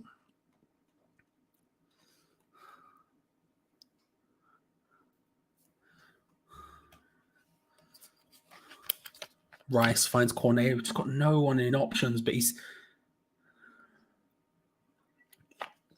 wins a free kick from another quite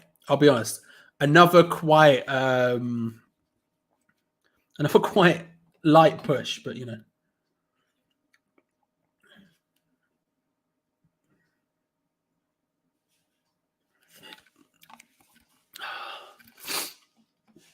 Yellow card for Clinge. Pancetta for Paqueta. Yes, West Ham player food puns. I'm here for it. Like a Wendy's burger. I've never had a burger or a burrito. I've had burgers, obviously. I've never had a Wendy's burger or a burrito in general. Never. So I'll say burger because I know I like burgers, but Declan Rice, obviously. Cresswell. Nice. Skamaki D's. Yes. Bobby, I got you. There's a way you can watch the game. It's on BT Sport 2 in the UK, but if you aren't able to watch it because of reasons, then there are definitely ways you can find it, my friend. Look at the screen right now. Soufal lays it short to Paqueta just on the outside of the box. Lays it short to Emerson. Paqueta takes a shot, deflects offwards. Cresswell, he tries to just stab it into the path of Scamacca, who battles for it well. Really good work by Scamacca. I thought he kept that in, but referee saying no, it's a throw-in. But I thought he did really well there. Son and Scamacca battling for the ball there. He gave a foul apparently, not even a throw. I don't know. Yeah, it's very Charlie maneuver. So can't act like it isn't. Yeah, it's a good point, Richie. I don't know. We're just very just one cornetto, of course, a classic. We're just very,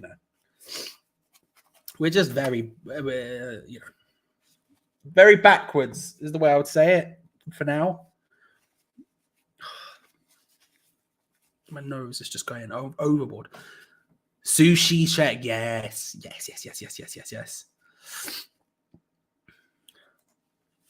Su40, yes, good, nice. Dean's running wild right now. You'll have to see it. I've not really seen much of him, to be honest, Ray. It's not really I don't know, he's not really finding the space. It's just sort of existing right now. He's not getting involved too much. He's not, I don't know, he's just sort of existing. 2 pints of lager and a paqueta of crisps. Good, solid work, Lamborghini. You'd have to see it crossed into the box because I can't quite get there. There's like so many. There's like 4 Silkeborg players around just Paqueta. We're not committing at all.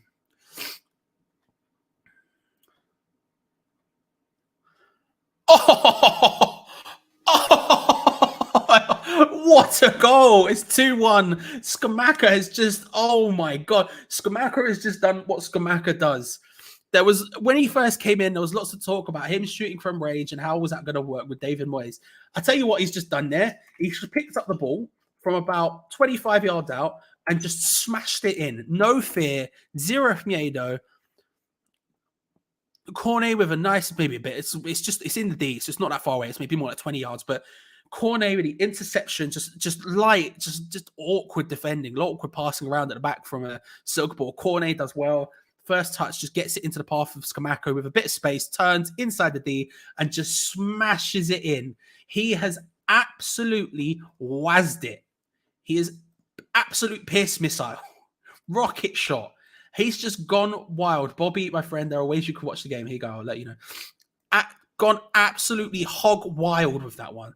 A Skamaka smacker. Yes. Just, ridiculous. That's exactly what he can provide you. This is why we need to shoot from range more when we have people like Skamaka in the team. Just let him have shots from, it doesn't matter where from. Oh, Skamaka, that's a nice ball over the top of Cornet. We're on the door. God. It doesn't end up going again. I think offside got called there. We were very close to another there.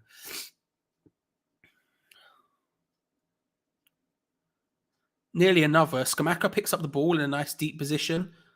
Yeah, I think Cornet's offside there where the ball comes in over the top. It was close. It should have been 3. It should have been 3. But we're knocking on the door now. That's the thing. You can see the quality here. When we get the ball, when we have the ball in and around the box, we can cause damage with it. It's just getting there is the problem. The system is an issue. Like, I understand why we go with it and I understand what we're trying to do, but realistically, well, I say that, I don't actually today, but realistically, I've not got too much of an issue with the system necessarily, but you're looking at the players on the pitch right now, and when we get into good positions, we put them under all kinds of problems. We put them in all kinds of trouble. When we have the numbers, all of a sudden we have a bunch of our players in and around the box and we can do stuff with it. It's just getting those numbers forward from the defensive position. It's just all over the shop. Right now, Silkeborg passing it around at the back.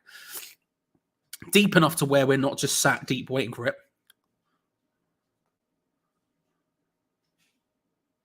Nice ball forward from Silkeborg. They tried to keep it in without giving away a throw in there, and West Ham regain possession. We'll take that. I'm sorry, Dean. I'm sorry. The first of 3. Oh, he scored now, so that helps, Lewis. That helps.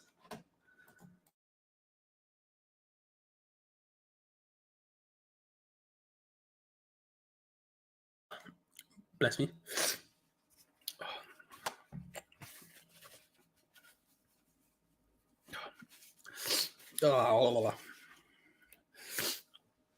West Ham trying to get forward there, but Paqueta ends up offside.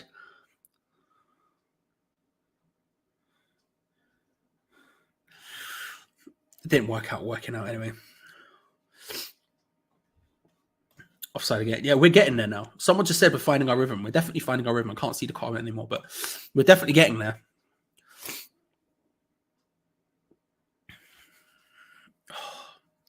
Oh, okay.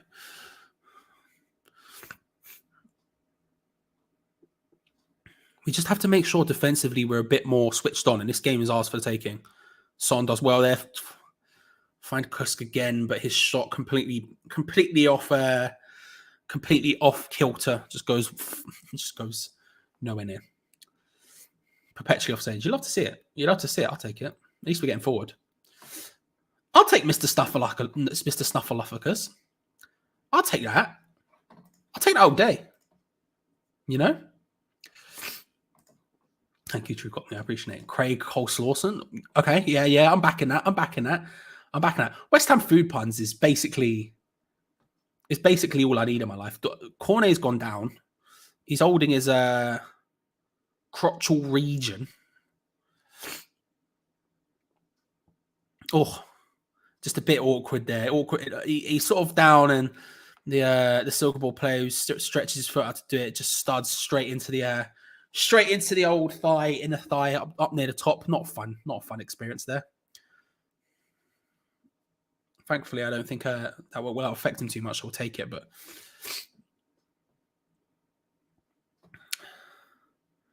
played in. Nice ball in from Silkeborg, and Areola picks it up. It was a nice opportunity from Silkeborg. Again, they attacked down that left-hand side, found a bit of space, played it in, and Hellenius was there to try and get in at the near post, couldn't quite make it work.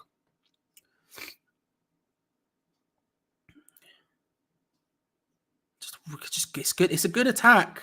It's a good attack. Dawson was there, but he couldn't get anywhere to touch tight to him. Declan Rice is playing so deep. We come back from the replay and they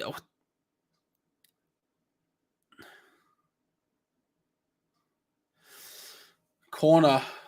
Cresswell's laughing at it.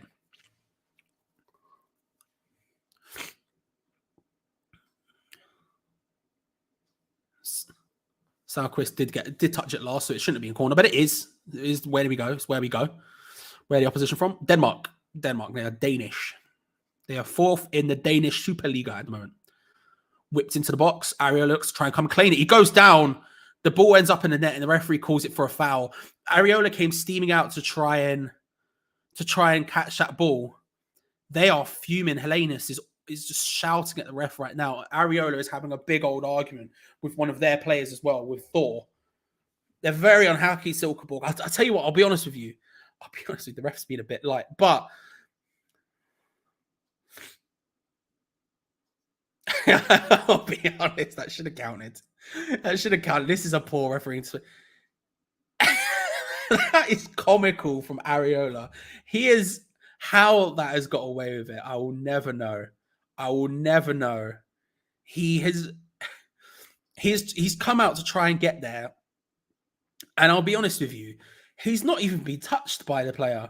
That definitely wasn't a foul. That definitely was not a foul, but still. Blow it? All right, listen, I'll blow it properly. It won't help, but because it'll be back in a second.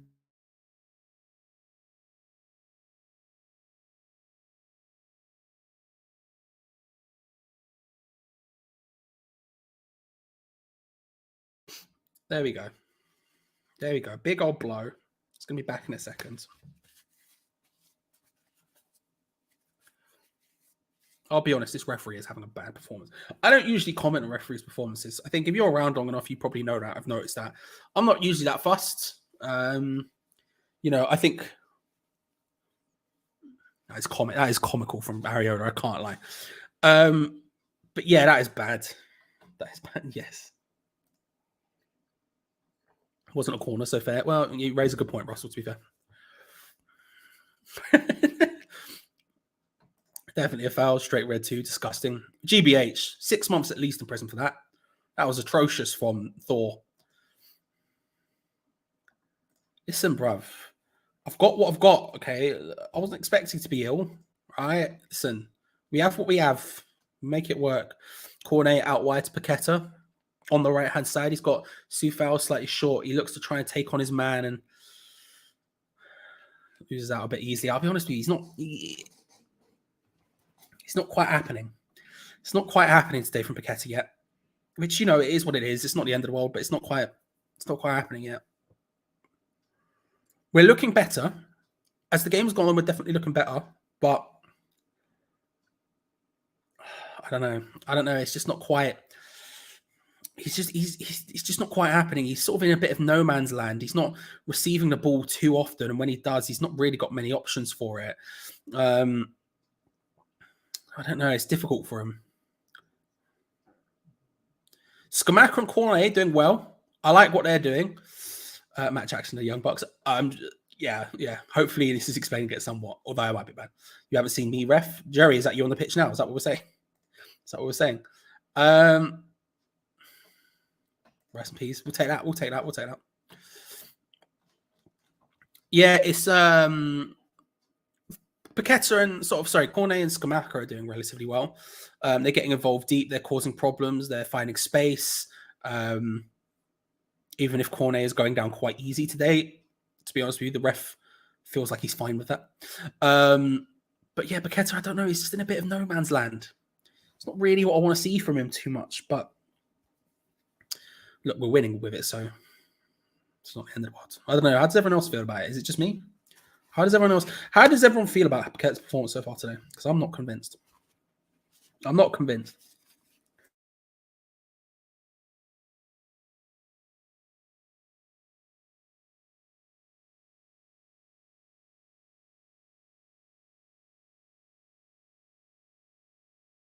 Trying desperately just to get it out. But every time I flip and blow my nose, it's just a mess. Just instantaneously comes back. Ugh. Got a headache. I just feel bad. Right. Anyway. Where was it? What streams everyone watching? Charlie, good to see you, my friend. Have a look, Gander.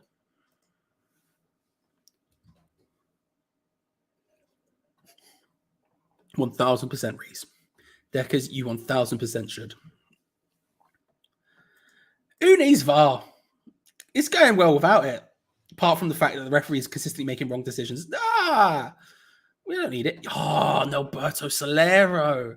Lewis. That's a banger. One of my favorite players, and also an excellent pun. You've done the Lord's work there. You've done very well.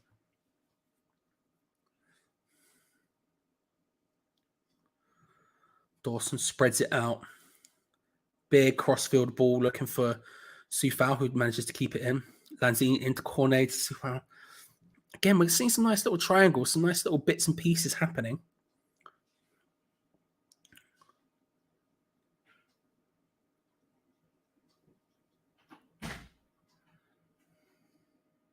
Oh, yeah, please, yeah. Thank you.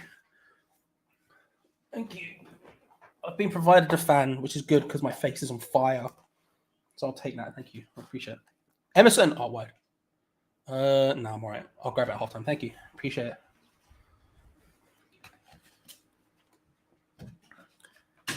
Just what time to be alive? You know what I mean? All right. Let's make a bit of space on this chair. Chill out. There we go. I'm having a grand old time. I'm slightly colder now, which is good because Jesus Christ, my face was on fire. My face was absolutely on fire there. I come back to a corner for West Ham. You love to see it. Whipped into the box. Dawson attacks it. Oh, yes. 3-1. 3-1. You love to see it. It's just easy. This is too easy. Craig Dawson gets the goal. What a beautiful moment. Again, you have to feel sorry for Silkeborg because they were doing really well. They were doing really well in the opening stage, and it's not like they've got significantly worse. Our defense is sort of just existing. It's just they've just not been able to find the space that they once were finding. They've not been able to get forward in the way they were once getting forwards. And I'll be honest, they've not been helped by a terrible refereeing performance, but I don't care. I think it hits off his shoulder, actually. I've seen that in the replay. It's whipped in. Dawson jumps up for it. I think it hits off his shoulder last. Bang, goal. Craig Dawson, ladies and gentlemen. Craig bloody Dawson. Ballon Dawson himself, Jack Boy. Exactly. He's back. He's bad. Bosh. Let's go.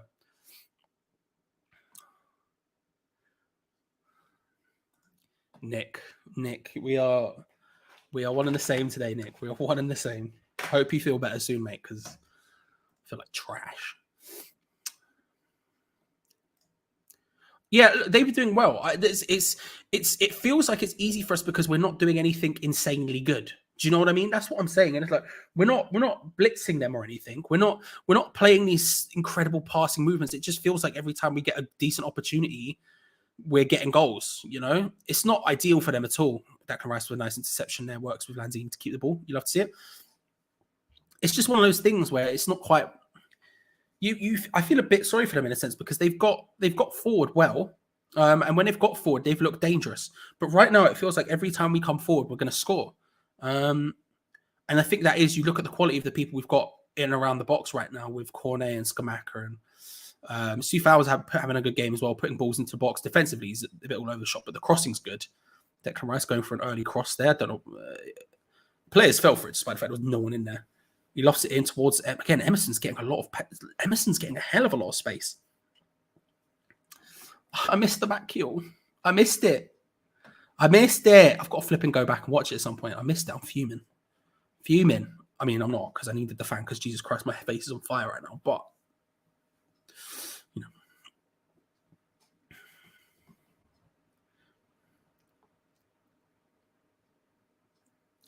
To be fair, Ionix, they could have been told we've been awful from set pieces for a while. We've not been good at set pieces for a hot minute. So the fact we're scoring at all from them, we'll take.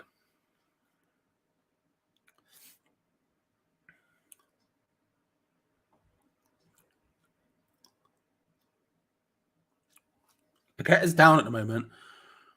And the home fans are fuming because they had the ball in a relatively decent position. They were trying to find a bit of space, and Paqueta was down holding his ankle the entire time, and the referee stopped play for him.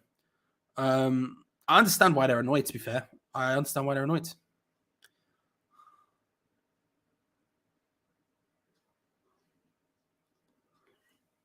It looks like a twisted ankle. Yeah, he looks like he's twisted his ankle going in with, I think that's Helenius, I think. Hopefully he'll be okay, but to be honest with you, I know why they're annoyed. The home fans are annoyed. There's 550 in here right now. Hello, everyone. Hope you're well. Hope you're feeling better than I am. Hope you're coping, whereas I am not. Big 3-1 wins. We'll be taking this all day. And it feels like it's not over. If you haven't already, like the video, subscribe, all that good stuff while we wait to see what happens with Paqueta. He seems to be getting he seems to be okay. He's walking off the pitch. I think he'll come back on in a second, thankfully. If you haven't already, make sure to subscribe, hit the bell notification button, because we're doing a West Ham channel last season who did every single game as a watch along. There was a couple of close calls, don't get me wrong, but there you go. If you haven't already, make sure to subscribe. I'm here even now when I'm out of the Rona. And like the video if you haven't already. I lost that sentence halfway through at some point there. There was definitely a point about 10 words into that where I did not know what I was saying. I pulled it back towards the end, but there was a moment there. Titled to sick leave soon. No comment, Stuart, is all I'll say on that one. No comment. Easy peasy, lemsip squeezy. Listen, the worst thing is I hate the taste of lemsip. That's my problem. Otherwise, I would be heavily involved right now. Are you meant to stop play if it's not a head injury? I don't know. I mean, I think if it's a head injury, you just stop it regardless, right? But I think because it's not, I think it's left up to the referee. I'm surprised he stopped the play, but then again, he's not having a particularly good game, so maybe I shouldn't be shocked. Ismar, good to see you. Hope you're well.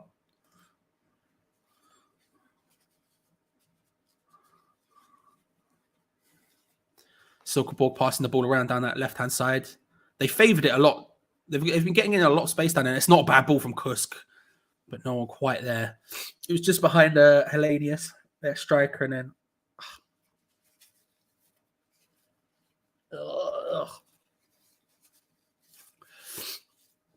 just behind their striker, and just ahead of their encroaching winger, maybe fullback. I don't know, whoever it was on the left. But, you know, we'll take it. We'll be taking it.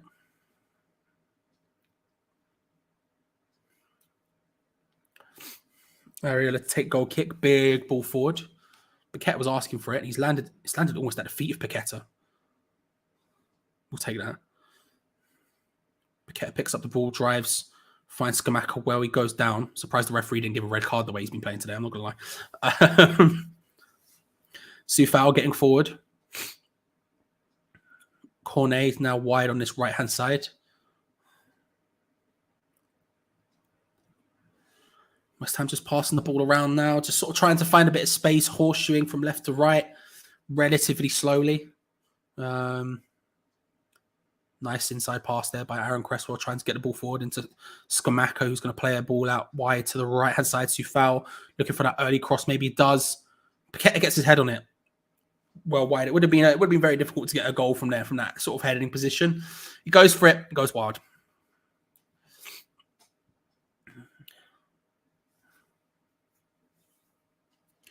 Get blackcurrant flavour instead of... Ooh, that's a shout. That's a shout. I might have to look into this.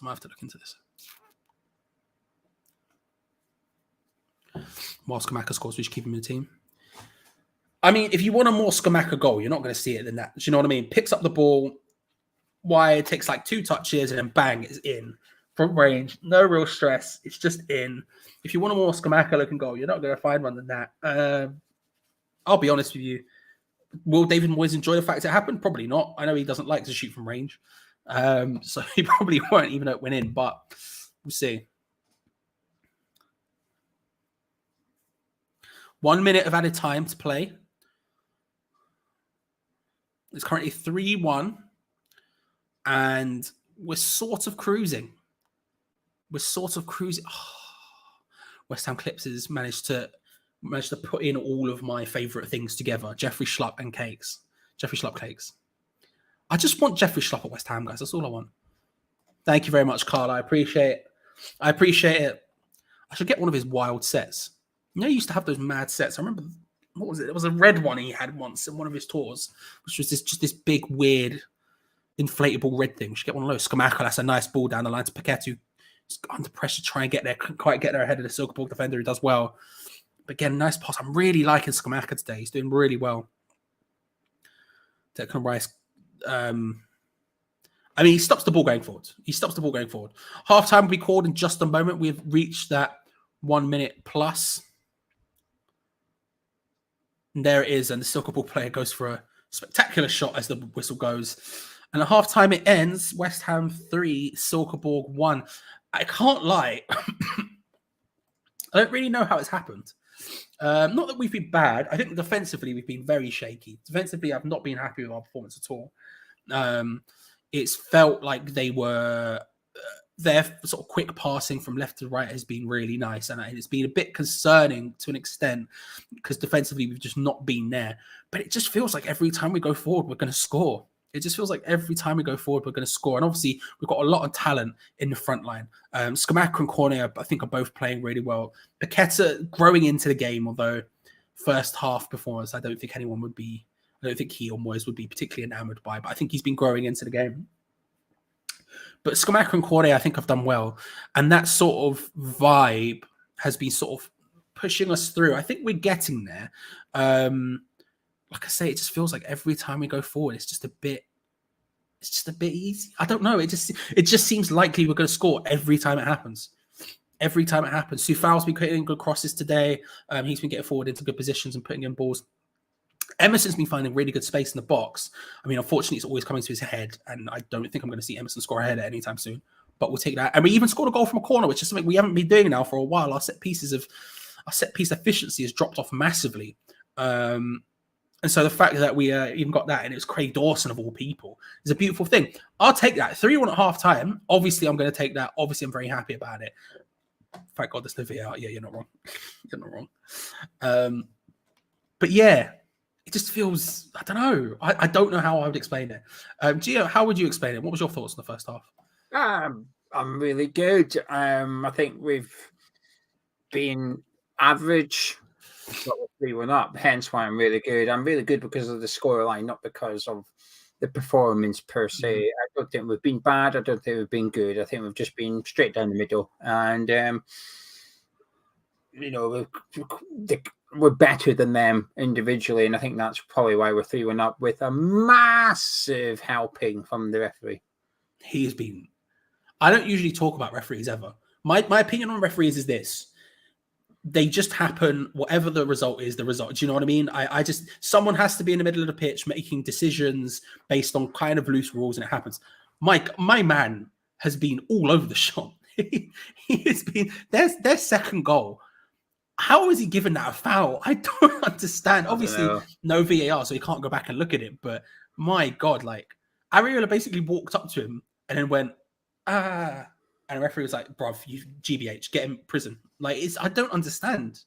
I don't know. Like, I mean, you look for it, don't you? Because it's been disallowed. Yeah. So for the sake of like knowing why it's been disallowed, you're actually looking for a foul. You generally you end up doing what you hate when the Premier League referee goes to the VAR screen. He's almost looking for what's wrong, isn't he? He's like, right, what have I done wrong? What? And then I'm doing that. I'm watching the replay. Like, well, where's the push? And the referee's standing there going like that. I'm like, well, there's obviously a push somewhere.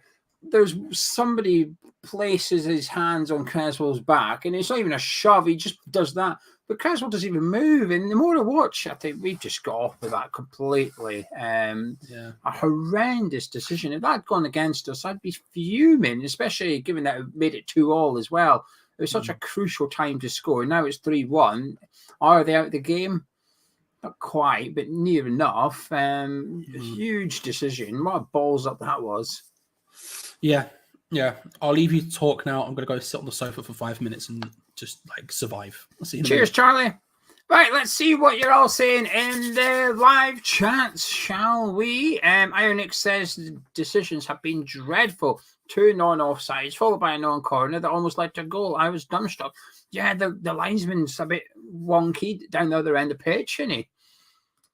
Snorlax would like to see Lanzini and Paqueta to play 8 with Rice behind would help us a lot. I think for the last 10 minutes or so, I feel Paqueta was starting to drop a little bit deeper in there to help them out a little bit. But yes. Dean says the referee has been abysmal. Even his decisions have gone for us mainly. Thomas loves Skamaka's goal. Yeah, I mean, that was just pure power, wasn't it? One touch to control, turn, and just blast it. Just hit it as hard as you can. I remember saying this last week. I'll probably say a few more times this season as well. I was listening to a Michael Owen thing about, and they were going over the goals he'd scored for Liverpool, and he scored a goal from outside the box, and he was explaining that it went right in the corner, and Guy Neville said, "Oh, fantastic shot right in the corner," and he said, "I didn't aim for that." He said, "I just turned around and hit it as hard as I could and aim for the goalie and hope that it would be slightly off target and therefore go in." And then Skamaka just done that tonight. It's just belt it as hard as you can at that goal, and if it hits the target, you've got a chance. Lewis says 3-1 flatters us. I agree with that. Michael Levy Jr. says early days, but I'll admit I'm not blown away by Paqueta. You barely see him on the ball. Am I being harsh? Hoping he'll come good. Hasn't looked at all special for me. I think this pitch probably isn't helping. He's one of the culprits that slipped a couple of times. Craig Dawson's slipping every 5 minutes. But there was that little build-up of play which Emerson had a shot which got tipped around the corner, which led to Dawson's goal. That little build-up. Oh, come on, Michael. How can you not be blown away by that little delicate touch from Paqueta? The awareness. He had 2 players behind him. 2 West Ham players went in for it. And the good communication between Lanzini and, I think it was Lanzini, and Emerson, ended up with Emerson coming away with the ball. But that little flick, I have to agree. He's not been our best player. He's nothing. If I had to rate him for his first half, he'd get a 5 or a 6. He's doing all right. But that little flick was that sprinkle of stardust that we needed to see. It was entertaining, the little bit of flair. John says Skamaka's a breath of fresh air. He's a striker. We have a striker. Paul says, good job. No VAR. Dodgy goal disallowed, and Dawson was probably off his hand. I think it was off his shoulder, so I think it's what counts. But I do agree that it would be 2-2. Should it have? Stuart said, Charlie stick pick. It's the problem when you do this line of work. You just got to crack on with it a little bit. I've got a lot of sympathy for him. I remember, a couple of weeks ago, I wasn't feeling too great myself, but certainly a year ago now, maybe when I had COVID, not good. It absolutely floored me, but you just have to get up and get on with it for a couple of hours a day. On Lanzini, I think he's doing all right. I think in possession, he's fine. Out of possession, he's working hard. They're outnumbered a lot. Lanzini and Rice are being outnumbered quite a bit, and I think it's telling. I think often they're stretching our midfield in the middle of the pitch there. But I think Lanzini's playing fine, which is pleasing to see after last week's performance. Got his goal from the penalty spot. I noticed that Scamacca wanted to take it. As soon as the penalty was awarded, Scamacca was almost demanding to take it, but which applies a little bit of pressure on Lanzini. But well taken pen, he's again someone else slipping on that surface out there today, but good pen. Let's see what you're all saying. Yank fan says, I know the defense did him no favors, but am I the only one who's wondering why Ariola didn't dive? I'd have to see it back. I don't remember seeing it, asking why Ariola didn't dive, but I'll tell you what, he's made an absolute mess of their goal that got disallowed, though. Not the first time. We did it last week as well. He came for a couple of crosses and just got nowhere near them. He's running into our defense, so he's just proving why David Moyes sticks with Fabianski. Brad says, when he heard they gave out free beer, he didn't realise they gave it to the ref and linesman. Cameron doesn't think formation is allowing Paqueta to impact the game. Lanzini taking up his pockets. James says, crossing it for Paqueta to head is laughable. Darren's asking if people are being sarcastic, talking up Lanzini. I haven't seen many people praising him. I am just skimming the chat, though, Darren, so please bear with. Michael says, Scamacca's deadpan celebration reminds him when Sebastian Haller scored the scissors kick and just walked away angry. Hope that's the only similarity. Void says, West Ham are playing good and a lot better. Scarborough Hammer, I know what that guy has been watching. Paqueta is growing into the game and clever build-up. Michael says, do linesmen lose their sharpness if used to relying on games with VAR and they're not? I'm unsure, to be honest with you. I think also, excuse my complete unawareness here, but the officials are Portuguese. Does the Portuguese league have VAR? I don't know. I don't watch Portuguese football. So somebody in the live chat could comment if they have. I guess the one thing you could say, if we did have VAR tonight, whilst their second goal would have stood, we would have been able to continue to play. That one that Paqueta scored, I think it went in, didn't it? When Cornet sort of flicked it through and then the flag went up, he was actually onside. Paqueta was the one that knocked it towards the goal and the defender cleared it. It looked like he was over the line anyway. Yes, that was it, Thomas. Dylan says the players should know what blades to wear on the surface. Their kit sponsors send them free boots all the time. They should know what to wear. I agree, actually, because they're not all slipping, are they? Dawson, like I said, Dawson slipped loads. Paqueta a couple of times, but I haven't seen. I mean, I'm aware this could come back to bite me in the arse in the second half, but I haven't seen Rice or Kerr or Creswell or Scamacca slip yet. So I don't know, but there probably is a bit of that there going on. Right, let's see. Jason says, all we need to do is win this tournament. I'll be happy. Simple. I quite agree with you. Don't you worry about that. I got grief from some people for saying that we need to win it. Anyway.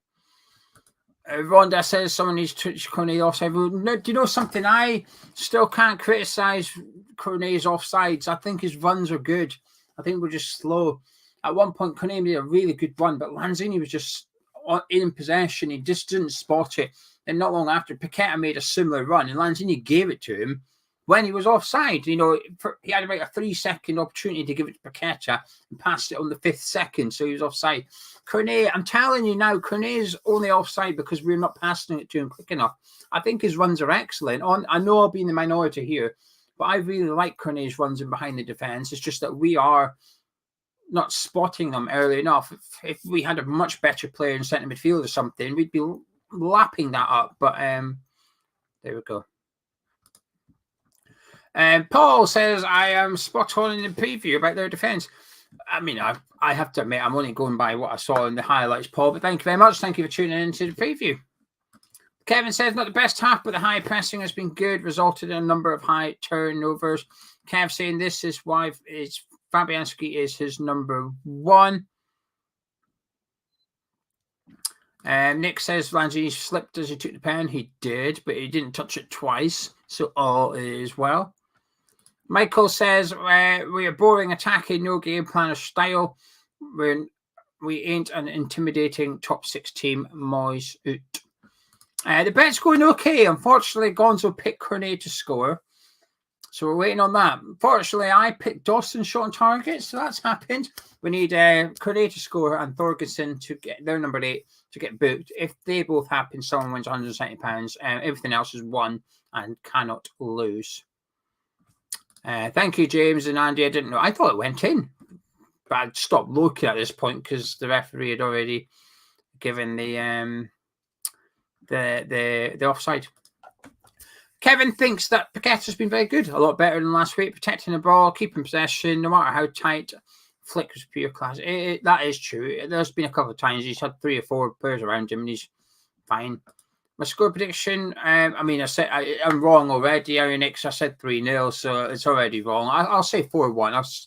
I think it'll be quite a quiet second half. I can see Moyes instructing the team just to keep it safe. Just play safe from now on.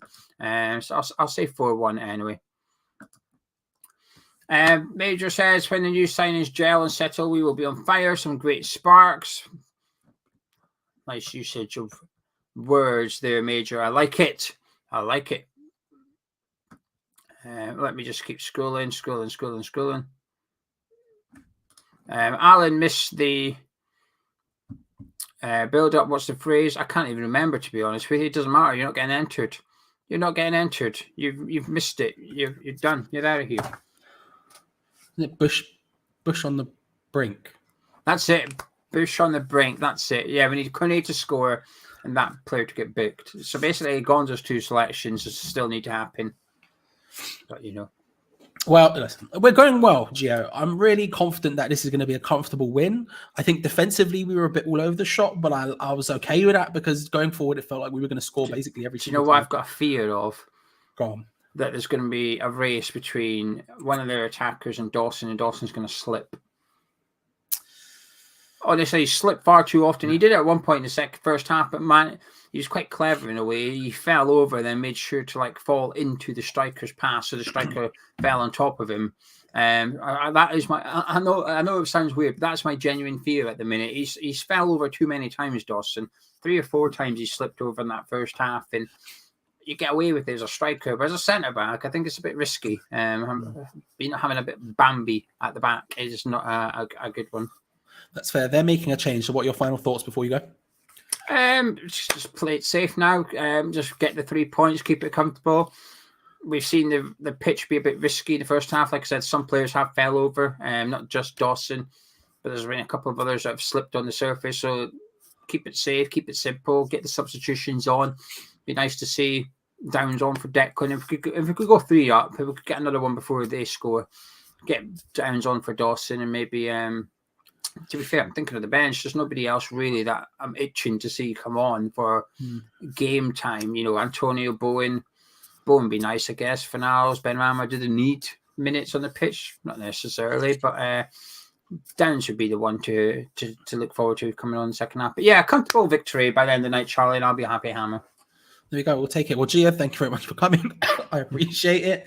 See you at full time, ladies and gentlemen. If you want more of that kind of knowledge and less of this coughing and stuff, then make sure to stick around till full time where Geo Gonzo will be live with their match review. But of course, before then, we have to give a massive shout out to One Football. They are sponsoring the watch alongs and build up shows at the moment. Thank you very much, guys. If you're looking for a way to keep up to date with the club, with the things that you're interested in, the One Football app, link in the description below, is the way to go. You only have to click on the things that you want to see. So you don't have to find out what Harry Kane's doing at Tottenham. You don't have to follow it. You can just follow West Ham. You can just follow the Premier League. That's all you need to see. So if you haven't already, make sure to check it out. Link is in the description below. The One Football app, the best app.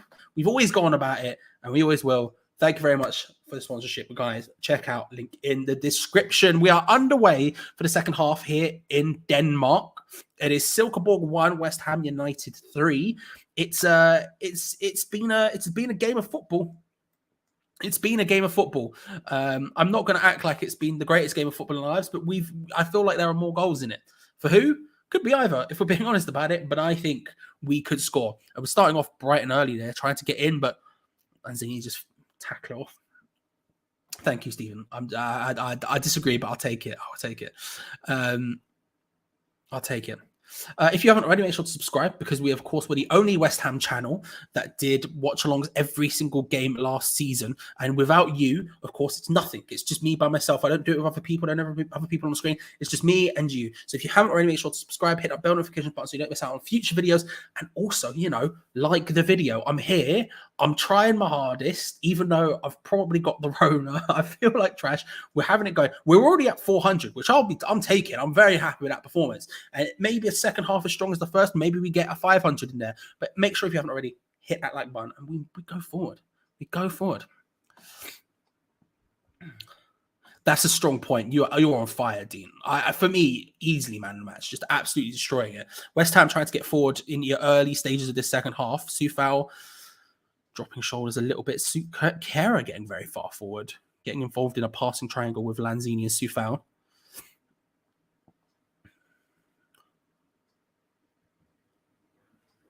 Clinton came on at half time. I'm not sure who for, but he did. If you know your Silkeborg, then Clinton came on. You'd probably be able to tell me who it was for as well. I'm not entirely certain. Looks like probably a midfielder. That's all of the knowledge I have for you there. West Ham, however, making no changes, trying to find their way forward. They still have possession of the ball. Sufal is a direct pass into the path of Cornet. Did well, to be fair. It was nice. It was a nice pass. I was expecting it not to go very well, but it did. Cornet goes down, and for once, the referee doesn't give a foul, which is, I'm as shocked as you are. I'm as shocked as you are.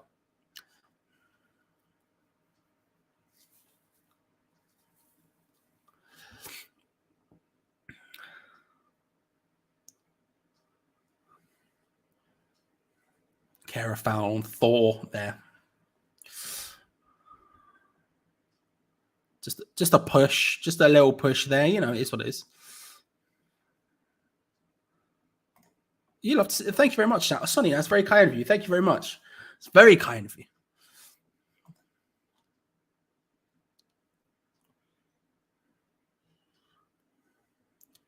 We've got a very high line right now there. They tried to play the ball forward quickly over the top, and it was cancelled out by West Ham. But we were playing a very high line. The centre backs and fullbacks were on the halfway line. It goes all the way back to Areola, who picks it up. At this point, again, like Gio said, just keeping it calm, keeping it professional, keeping it relaxed. That's all we need to do and see this game out quite comfortably. If we get a 3-1 win here, that puts us in really good footing for the rest of the. That's a nice ball down the line for Cornet, who's battling with it, gets there, just about manages to keep it in, but can't quite get past two players. Tries it, can't quite manage it, and still will come away with it. But it was a nice try from Cornet. A 3-1 win puts us in good stead for the rest of the group stage. A solid start. Against, a team who could have damaged us. We saw in the first half that they did damage us. And so if we could keep it like this as a ball into the box, Dawson easily heads that way. If we could keep it like this for the rest of the half, I'm all right with that. I'm okay with that, A solid 3 points, a solid 3-1, good goal difference. We move forward. We move forward into the next game, especially away from home. Paqueta lays it out nicely to Emerson, who was just a little bit ahead of him. The idea was nice, but it doesn't quite work out. Was a beautiful goal from Skamaka as well. Yeah, and to be fair, I could see there being an extra goal. I think you could definitely see goals happening in this game. You could see goals happening for both sides to some extent, to be honest with you. I think obviously we're more likely, but defensively, I don't think we've been all that. And I think if Silkeborg got a little bit of momentum, then they could easily come for a goal in this one. But a 4 for us would well and truly kill the game. A second for them all of a sudden becomes a bit more open. Next goal important, but listen, if we don't get any goals in the second half, I would not complain. It would make my job difficult, but from a footballing standpoint, I would not complain. It would be an issue, M. Collingwood. I can't lie to you. It would be a massive, massive issue. Thankfully, he doesn't, because I don't need that in my life. I don't need that in my life. That's stress. So you go for a 4-4 then. You need a haircut. You resemble Chewbacca. Thanks, man. Appreciate it. You're not the first to have said it, and I'll be honest with you. You won't be the last. Will I get a haircut? No. Will I shave my beard? Maybe. This is definitely in shave territory, and it has been for a hot minute. Hair though? Nah. It's the longest my hair's been in years. Beard is pretty long, not the longest it's been.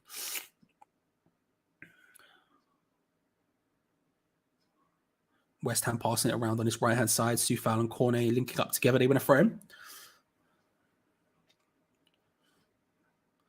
Paqueta nods it down, just knocks it down for Rice. Back to Paqueta. Almost couldn't get it off Scamacca. It was a nice idea. Again, we're seeing nice triangles forming, you know?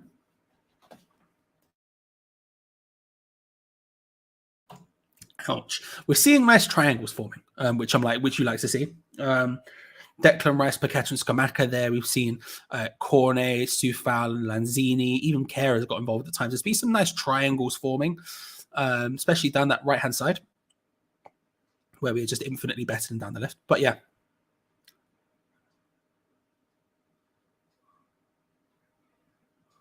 It was a nice idea over the top from Soufal, but Lanzini just wasn't quite moving in the right direction. It was a nice idea, but doesn't quite work out. Silkeborg get the ball. It's a rare moment for them to have the ball, and West Ham instantly close it back down again. This is good. That's good defending. That's good defending from West Ham. Scamacca picks it up and then just deep on a really nice ball from Soufal. You love to see it. You love to see it. Soufal goes down. Referee doesn't say it's a foul. Again, rare for the ref. Maybe he stopped giving them so easily.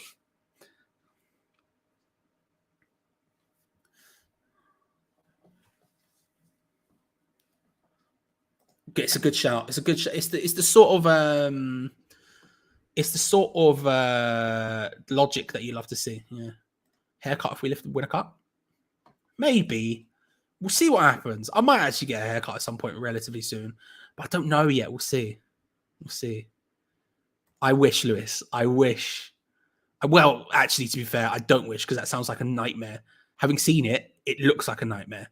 But you know, Dayman and Ramham.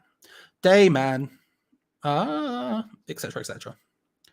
I would usually go in, but not in this state. Not in this state. I like Cornet, always makes stuff available. Yeah, I like him, to be honest with you. I think he's having a good game today. Going down a bit easy, but apart from that, I like his performance today. I think he's finding good space. I think he's getting into nice passing positions. I think he's causing trouble. I like him. I like him a lot today. I like him a lot in general, but today specifically, I think he's going well. No, I'm calm. Jekyll, I'm a calm guy. Do you know what I mean? What's the beard looking like now, Deckers? I do need to know. Don't shave now, winter is coming. I mean, you raise a great point, to be fair. I'm a calm guy. You know, even when I lose badly, I'm relatively calm. I'm relatively calm at all times.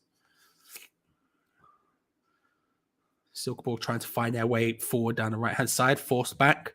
Not going to lie, 10 minutes into this half, nothing's happened. Nothing's happened, which is fine.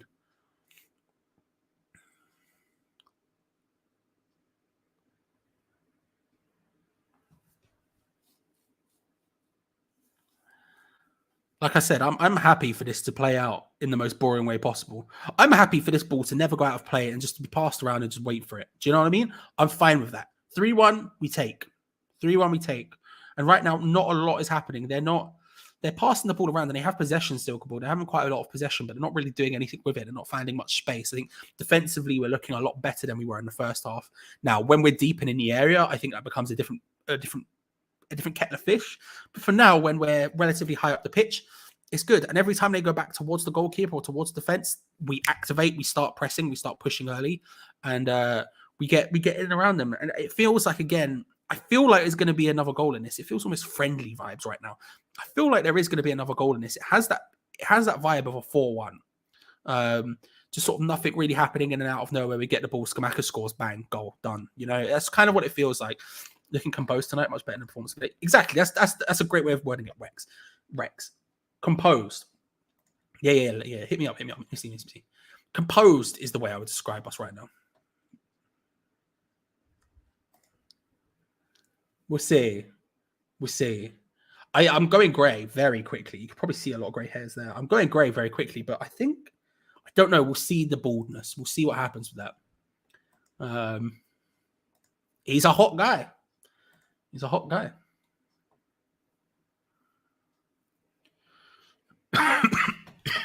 Oh, sorry.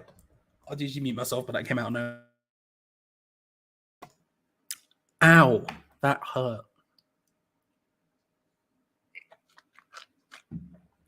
Super nice bit of tackling there. Although instantly loses out on the ball. Silkeborg getting a bit more joy, getting a bit further forward. Why can't we ever string as many passes together? You're not wrong. I mean, we're letting them string the passes together, to be fair. We're not really trying to get the ball off them. We don't tackle.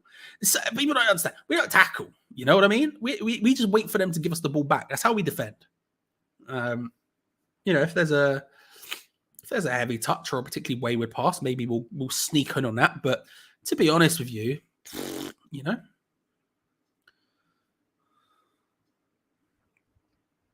and then we just go.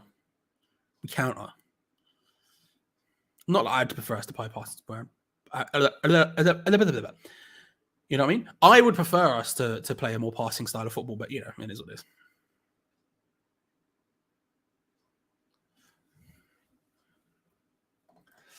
Looking through the tables, only really feeling out or Basel who threaten us.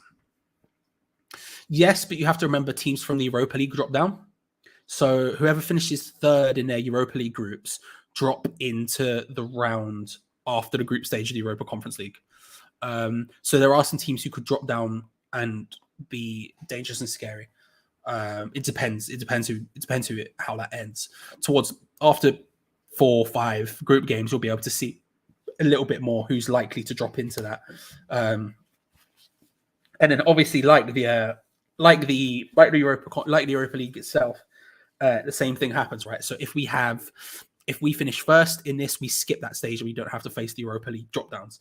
If we finish second, we go into the round against the Europa League drop downs, and third and fourth are eliminated instantaneously. So ideally, we want to finish third, skip that round, and then just go straight into the round of whatever it be, 16, I guess. Is it 16? I think it's 16.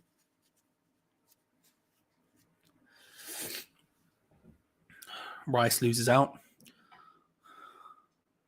And a nice interception from Caro, tries to play the ball forward to Smacker. Doesn't quite work. Okay, it's very calm. Very, very calm performance so far. A buzz cut with your beard looks like a tank. Listen, I'd never get a buzz cut. My head is a really weird shape. It's a really weird shape. So I don't get buzz cuts. I don't get it that short because it just looked bad. I've had it where it's like an inch long or whatever, but because of my weird head shape, I'm not about that life. I'm not about that life.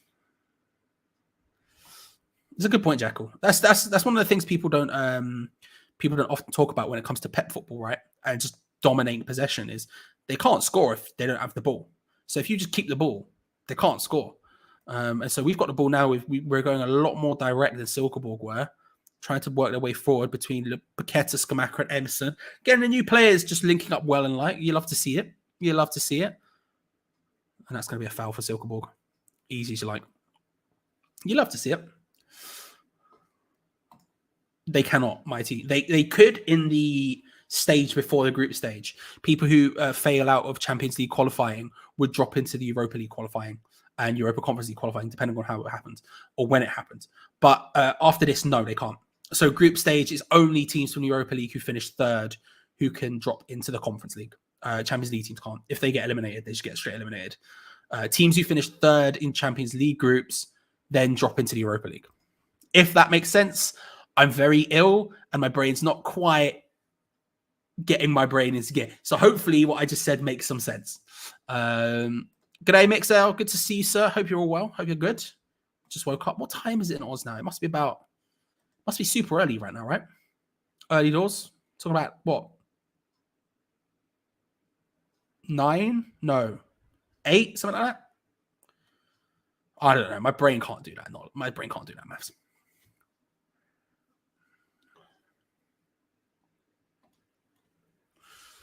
West Ham passing the ball around in the defence.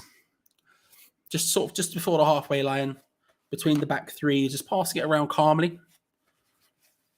Again, they're doing the same thing we usually do. They're not really hunting us down. They're not really pushing us. They're not really pressing us, cutting out the passing lanes too much. They're sitting deep. They're sitting pretty in essential areas. They sort of reduce that space quite well. Put it in a situation where, we can't go through the middle, and they're quite happy to deal with that. They're quite happy to just sort of let us Pass it around. That's a nice bit of skill from Cornet to find Soufal. Soufal just getting a little bit tangled up. Cornet does well to pick up the ball. Cornet does well. Nice little silky first, little smooth touches. Tried to find a bit of space, but can't quite make it work. And I think there's going to be substitution. We're going to get a substitution, ladies and gentlemen, and it's Silkeborg who make it.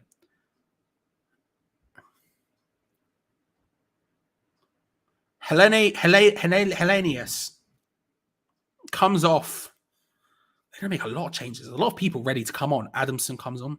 I'll try and let you know as best I can who's coming on and who's coming off. There's going to be 3 changes for both teams here. We're also coming off. Kusk, who's been probably one of their more dangerous players, to be fair, he's coming off, the guy who scored, and he's found himself in a lot of good spaces coming off. And Jorgensen's coming on, the player Geo picked out as someone who was a threat in games he's seen and highlights he's seen of Silkeborg. And Klinge is coming on for Karland. Coming off, sorry, for Karland. West Ham also making a triple substitution. Declan Rice, the first one to make his way off the pitch for Thomas Souček. Ben Rama and Bowen are also going to be coming on. So Thomas Souček coming on to partner Manuel Lanzini in that double pivot position. Lucas Paqueta, an iffy game from him today. Not unreal. Comes off and Saeed Ben Rama makes his way onto the pitch. And finally, Skamaka coming off for Jared Bowen. Interesting. So we've gone for no strikers, which is an interesting idea. An interesting point of order for West Ham there. Not striker on the pitch anymore. So we'll see how that goes. But yeah, Rice for Souček, Skamaka for Bowen, and Ben Rama for Paqueta. Skamaka, I thought had a good game. Rice, I think, was fine. I thought Paqueta just didn't get it. Just wasn't involved as much as I would want him to be.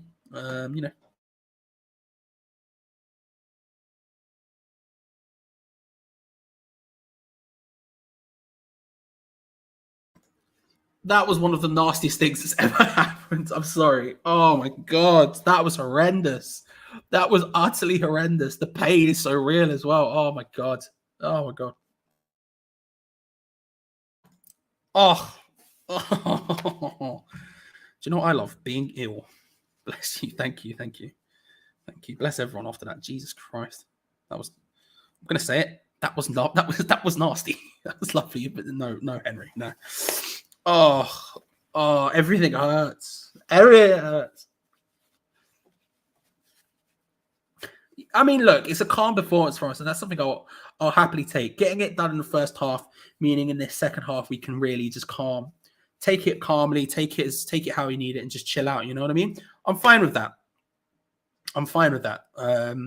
It's not really anything I'm against, to be honest with you. I'll happily, like I said, I would happily take this half to go in the way it's going for the entire thing and just be a calm 3-1 win with nothing happening in the second half. That would benefit us. I'm fine with that. Give the players a bit of a rest and chill out, I'm fine with that. Yeah, I'm planning on it. We've got some coming because it's bad. Benny and Paqueta are not allowed to pitch at the same time. No. It was bad. It was real bad. Never. That was horrendous. It happened, right? And I felt it coming. And then I was like, I could do one thing. I could mute or I could grab a tissue. And I chose mute. Mistakes were made. You got her, Alan. You know what I mean? You got her. Even if he's half dead, which today I am. Down start against Everton? I doubt it, Stephen. I would hope so. Part of me hopes, right, that they've had one attempt on target, by the way. It's the one that went in. To be fair, they probably should have had that second one, although it shouldn't have been a corner in the first place, beyond what I'm saying.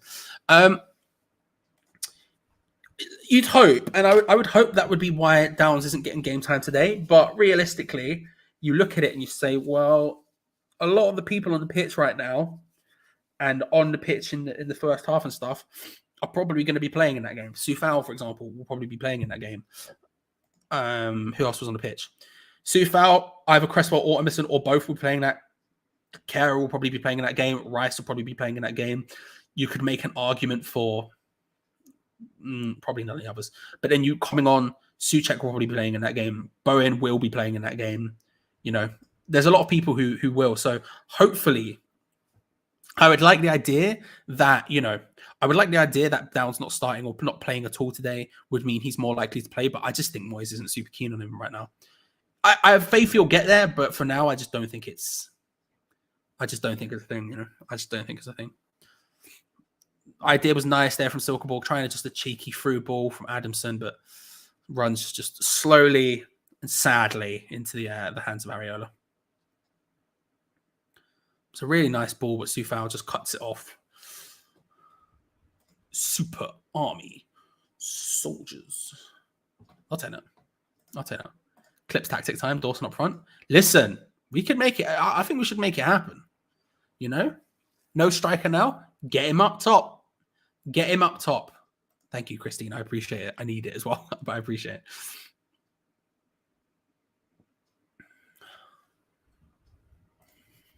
It's a great reference, Lewis. It's an unreal reference.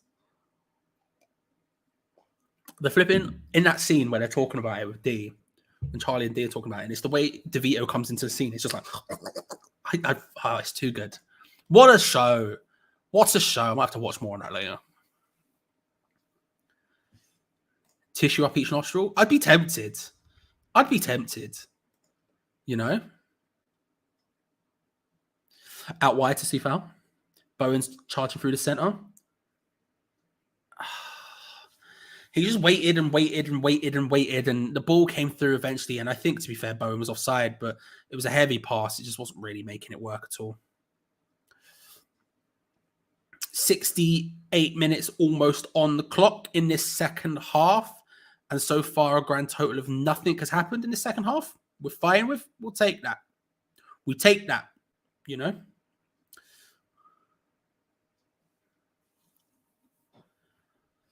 I don't agree with seeing this game out. We need to improve our Premier League form to build confidence with the right team. That's a great point, actually, to be fair, Alan.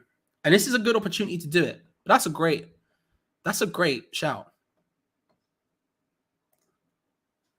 Trouty, that's rough. I'm probably going to find the same thing in the next 2 days.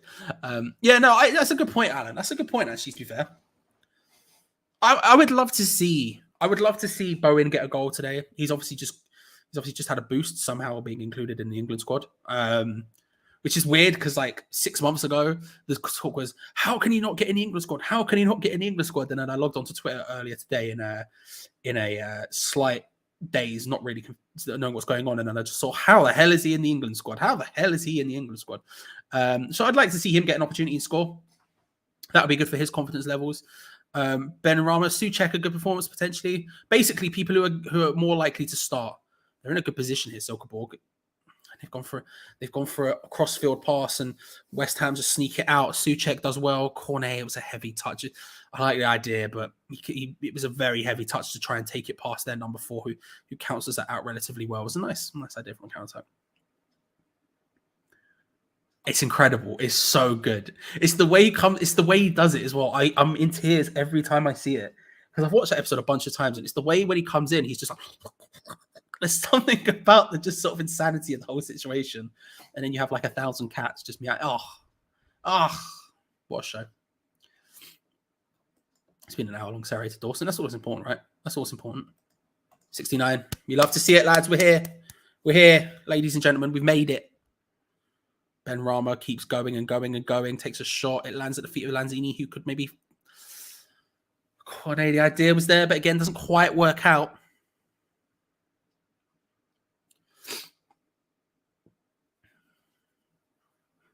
You know, it was going forward, and it just looked like Ben Rama was just waiting for something, whether it be space to shoot or someone to make a run or something. He just kept holding it.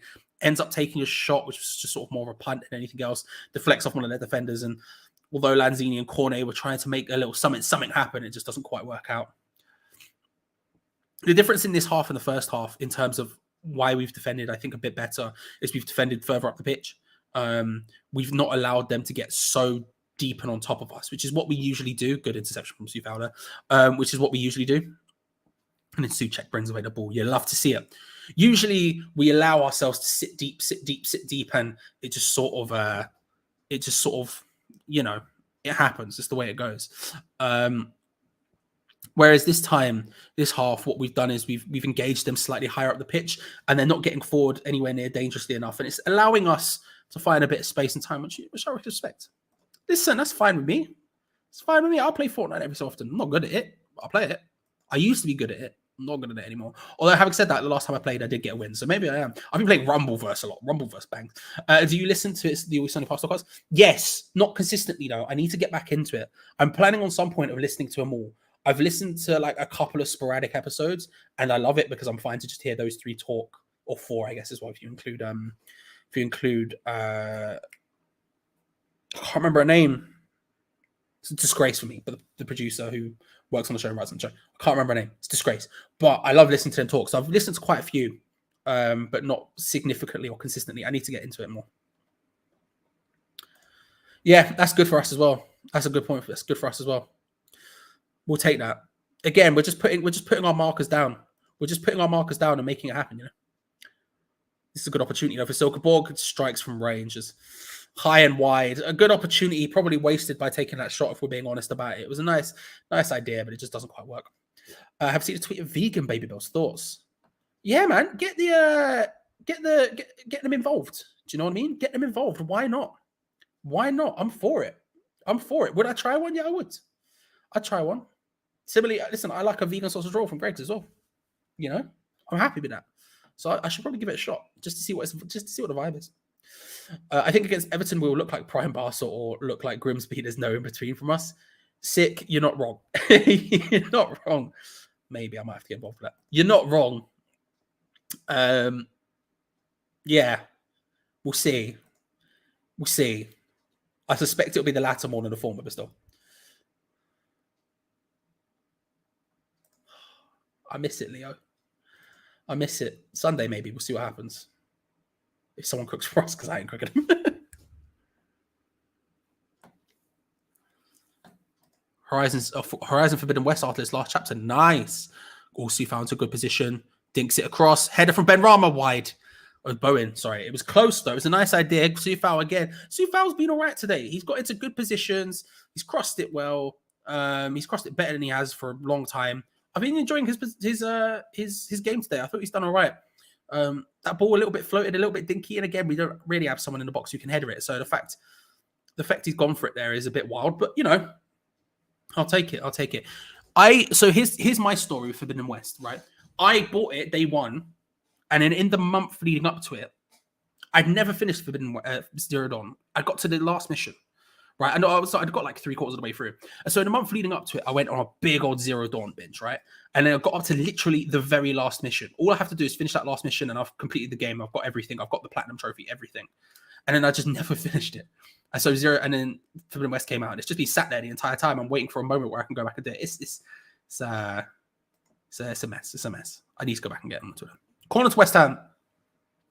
From the left-hand side, Cresswell takes it, puts it into an all right position, but no one there being able to attack it.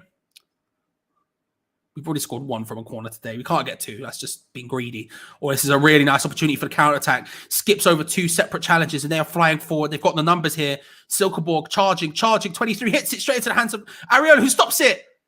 And it's in on the rebound. 3-2, to Silkeborg. There you go. I did say if they score, all of a sudden it puts a lot more of an interesting twist on the game towards the end. Nothing has really happened in this half, and then out of nowhere, a golden opportunity from a corner where we just sort of, being frank, wasted our opportunity, completely wasted our opportunity, and then Jared Bowen loses out on the ball ridiculously. Lanzini tries to slide in for a slide tackle. It's a good run from number 23. He keeps going and going and going, and then just outside the area, hits it. Ariola palms it away, can't. Maybe he should be catching that. I don't know, but he should have been. He palms it away, and the Silkeborg forward just comes onto it, plops it in, bang! It's a goal. It's 3-2, and all of a sudden, we've got 15 minutes left of the game. This second half has been as easy a second half as you've ever seen in your life. Not a single thing has happened practically. And out of nowhere, they've got a goal. A glimmer of hope. Silkeborg 2, West Ham United 3. It's Tengsted who gets the goal. And all of a sudden a little bit of an interesting end to this game. Jared Bowen, not sure what he was doing there. Not sure. Yeah, Chris, I don't know. A bit harsh, but I don't know what he was doing. It was a bit of a. There was a lot of questions to be raised from that one. A lot of questions to be raised. Areola probably should have caught it. Jared Bowen definitely just ran it into a weird place that he probably shouldn't have done. I don't know. This game should have been ours. It should have been ours in quite a calm manner. And it was until then. Now we've just got to wake up a little bit. Big crossfield ball for Silkeborg. He should have kept it down. Instead, he tries to header it on, but West Ham come away with it. Cornet runs into a dead end and crowded by 2 Silkeborg players, and then he can attack again.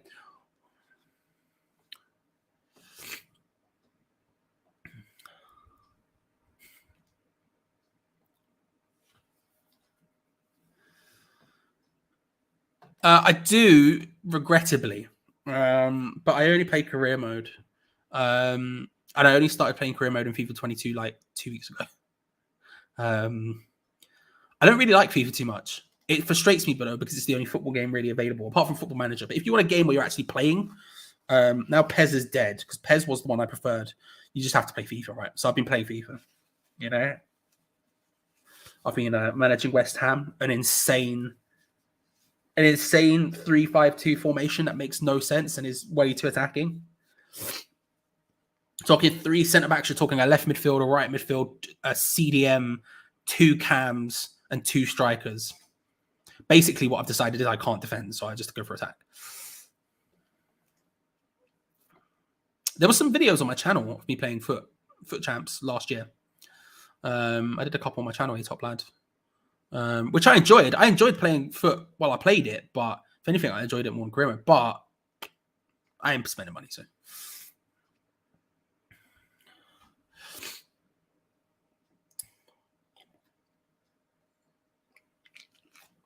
We're our own worst enemy. We thought we won coming into the second half. Too many subs, thinking clear game. This is what negativity does. Saw this coming. Yeah.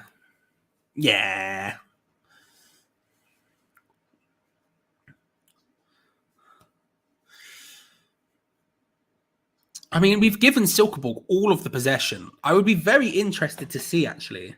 Let me see if I can pull it up. I'd be very interested. I don't think I can. I'd be very interested to see the stats of how much possession they've had in the second half, because it does feel like they've just been in complete and utter control. Flags up. It was a good opportunity, but flag went up. Let's see if we can find it. West Ham.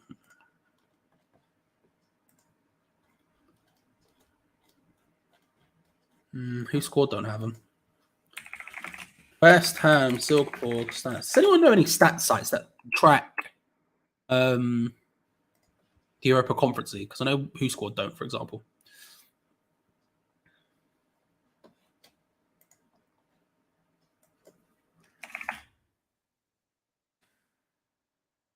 On the Europa Conference League website now.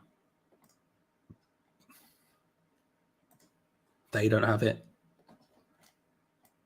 They also... Please. It's trying to show me the game that's happening in a couple of weeks. It's not what I need. I need the game that's happening now, lads. Big ball through for Silkeborg down the left-hand side. Pulls it across. Oh, dangerous. Tommy Free couldn't quite get there, and we didn't cover ourselves in particular glory getting the ball away, but we do. It was just a punt upfield looking at Jared Bowen to hold it off like a target man. Was never happening. Never, ever happening.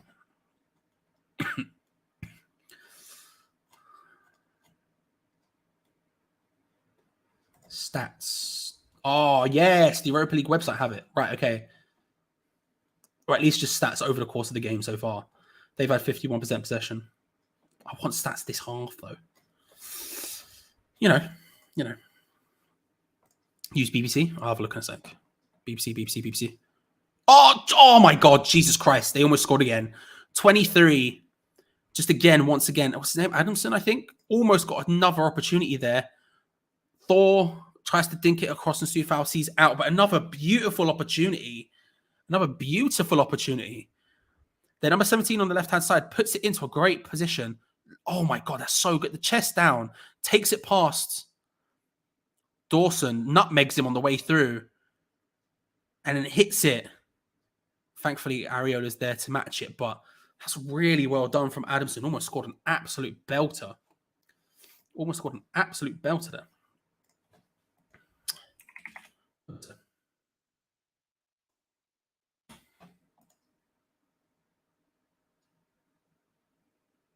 Wait, hang on. I've just clicked. When I type in BBC, this is something that's going to interest no one apart from you. I don't care. When I type in BBC, SofaScore do it. That's a great show as well. It automatically goes to BBC iPlayer because that's where I watch any BBC shows. And I click on it and see the EastEnders. I'm seeing Kat and Phil are getting married. What? When did this happen? I've not been keeping up on my Watford news. It's a disgrace for me.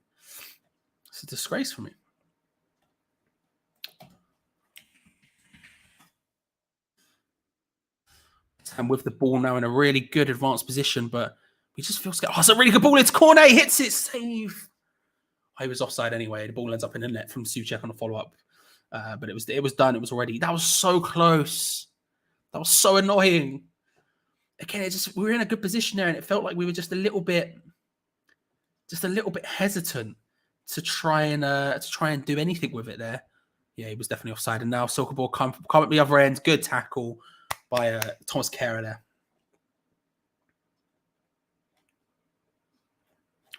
I'm just looking at SofaScore. I'm not going to lie. I'm just confused and scared. We're going to move on from that.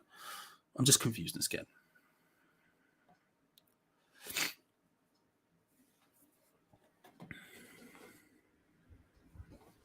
Kehrer passing it back calmly to Ariola, who's ball out to Sufal was god awful. And then all of a sudden, Silkeborg have a throw in from very little pressure in a very advanced position. That was awful.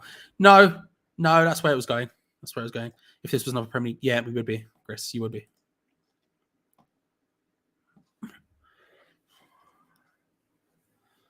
If it was on the Mexican national team, no, they got some stuff going on. Not much, but they got some stuff. Yeah, I'm fine with that as well, Andrew, to be fair. Harsh. Don't know how old she is. What a legend.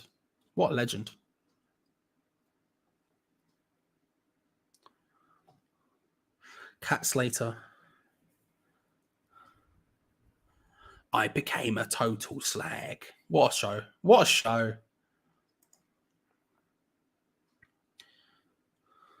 Jared Bowen does well to follow that one back. He's not had a great performance and then an awful pass forward. He's not had a good game, Bowen, since coming on. I would have hoped that maybe the England call-up had done something to him. No was the answer. No, it hasn't. If we're being honest about it. Silkeborg now just passing the ball around, trying to find something. They need a goal. West Ham are sitting in the exact same position we have done for the entire half. I am your mother. Yes.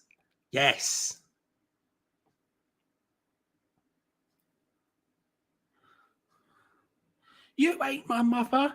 Yes, I am. What a show. What a character. Shout out, Cat.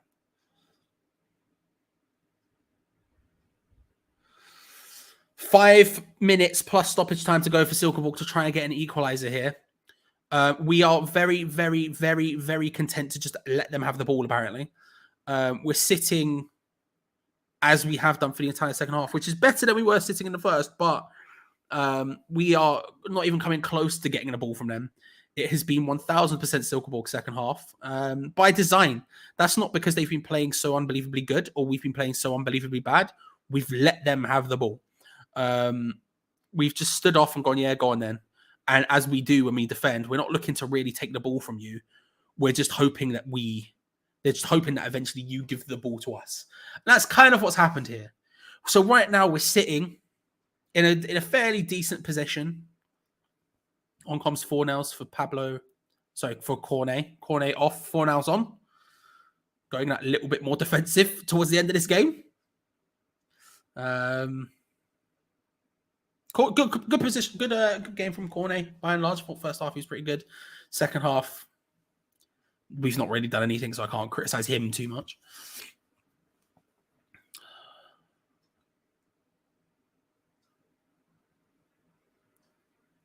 Nice ball over the top, but just cleared away, just hooked away. No real accuracy from Souček in the clearance. It was just hook it away. And then a little bit of pressing, just looking to try and cut those passing lanes for Silkeborg as they pass it back to the goalkeeper. With no real effort involved, just stopping them. Again, we're very passive. We're very passive. We always are, but it's games like this where I'm a bit frustrated at how passive we are. You know, I know people find it frustrating when we go up against a United or a City or a Liverpool or whoever, a top team, a top 6 team. And I know people find it frustrating when we are very passive against them and we sort of give them too much respect, is the way the phrase comes out. Interception easy from Ben Rama again. We should just move forward. And now Pablo Fornas on the ball. This is a really good opportunity. Ben Rama steaming through the middle, just a little bit offside. That was a really good opportunity and just messes up. And then Manuel Lanzini with a 1-2 with Pablo Fornas. For some reason, I don't understand why he tried to pass it back there. And Silkeborg win the ball back. That was really frustrating. That was a great opportunity. Again, I understand why people find it frustrating against those ones because it feels like we give them too much respect. But I'm fine with those games. My bigger problem is the games like this where we are really just standing and just waiting for them to give us the ball. We're not trying to tackle them. We're not trying to win it. We've got a lead and we're happy to just sit there and go, all right, cool, here we go. And again, I'll take that. Like I said, I will take that. A win is a win. It's cup competitions. All that matters is the win. You get the dub. You get the 3 points. We come top of the group. We move on with our lives, right? I'm okay with that. I don't mind the cup competitions being a bit more, whatever, however you want to word it, right? But having said all that, we really should have. I feel like if we stepped to them, we could have got more. And I understand why he doesn't. What's the point? If you're going to win anyway without stepping to him, why risk it? But the problem is, by not risking it, they scored. So it's not like we were defending particularly better and particularly, I think we defended better in the second half, but not by some sort of significantly huge margin to where, you know, it's really clear, oh my God, we're playing so defensive, blah, blah, blah, blah, blah, blah. It just is what it is. It's...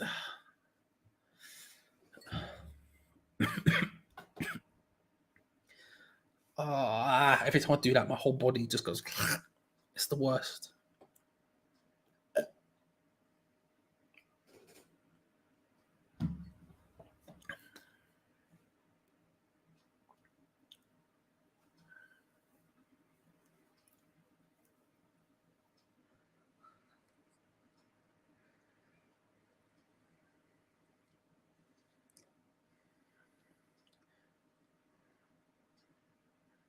Silkeborg just trying to find their way forward.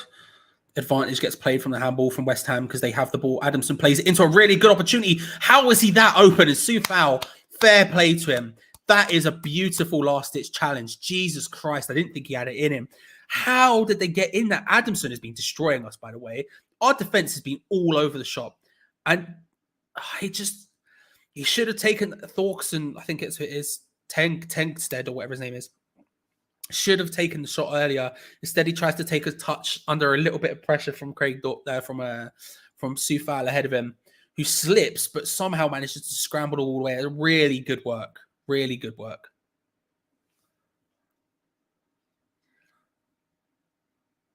That should have and maybe should have been 3-3.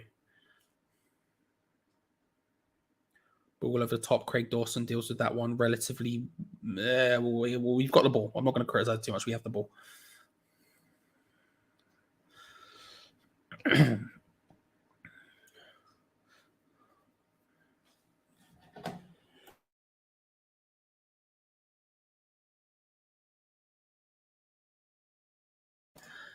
Ouchies. 4 minutes of extra time.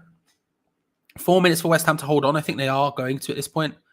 Do you know what? Why not play a through ball like that? Jared Bowen's never going to get there, but why not go for it? Screw it. 4 minutes to deal with this. I wouldn't even call it an onslaught if we're being honest about it. 4 minutes to not mess it up. That's all we need to do is not mess this up, and we get the win.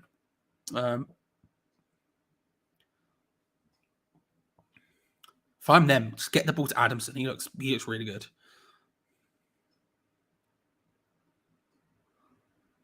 Big ball out wide to Silkeborg. The ball inside is instantly cut out by Fornells. Souček gets onto it as well. Plays it forward. Now we've got the players. Let's move the ball forward. Jared Bowen's not making a run. Said Ben Rama is the only one who's making any sort of runs, by the way. Like the only one who's making any sort of runs. Well, that's a nice ball through there. Emerson somehow striding forward, finds Ben Rama.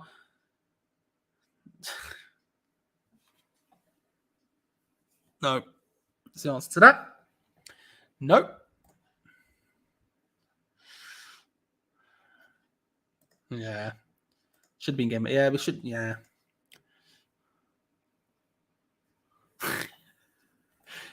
Neil, she's right. She's right. It has calmed down a little bit. Apparently, I just ejected my system in a major way. It's not as bad the second half still. With 2 minutes left to go, I ask you all for your man of the match from a West Ham perspective. Let me know in the chat. There's no scientific nature to this. I'll read through the chat, and whoever I think gets the most votes from a brief scan will win the Hammers Chat Man of the Match award. Lanzy, you're going to be coming off here for the final sub. He's going to walk off as slow as possible. So who is your man of the match? Connor Coventry coming on, which, to be honest with you, I'll happily take that. I like Connor Coventry. I'm excited to see. I would have potentially started him today. But there we go. Connor Coventry comes onto the pitch, him or Downs. It happens. It happens. While we do that, if you haven't already, make sure to subscribe because I do these watch-alongs by myself. It is me and me alone. So without you, it is nothing. It is nothing. Just checking the sponsorship. It's nothing. So if you haven't already, make sure to subscribe and hit the bell notification button so you don't miss out on any future videos because we're the only West Ham channel. Until I miss one, I'm going to keep saying it. The only West Ham channel last year to do a watch along every single game without fail. Even today, where I probably have the Rona and I cannot deal with it, and I'm in a lot of pain, I'm still here. So if you haven't already, make sure to hit that bell notifications button so you don't miss out on any future videos. And like the video as well while you're there. We've done really well today for a half of which nothing has happened. We've got quite a few likes in this second half. We're at 456. So if you haven't already, like the video as well. Like the video as well. Let's have a look at some of these man of the matches while we wait for the last 30 seconds of the game. Make sure, of course, to stick around because Geo Gonzo will be live straight after this with their full-time review.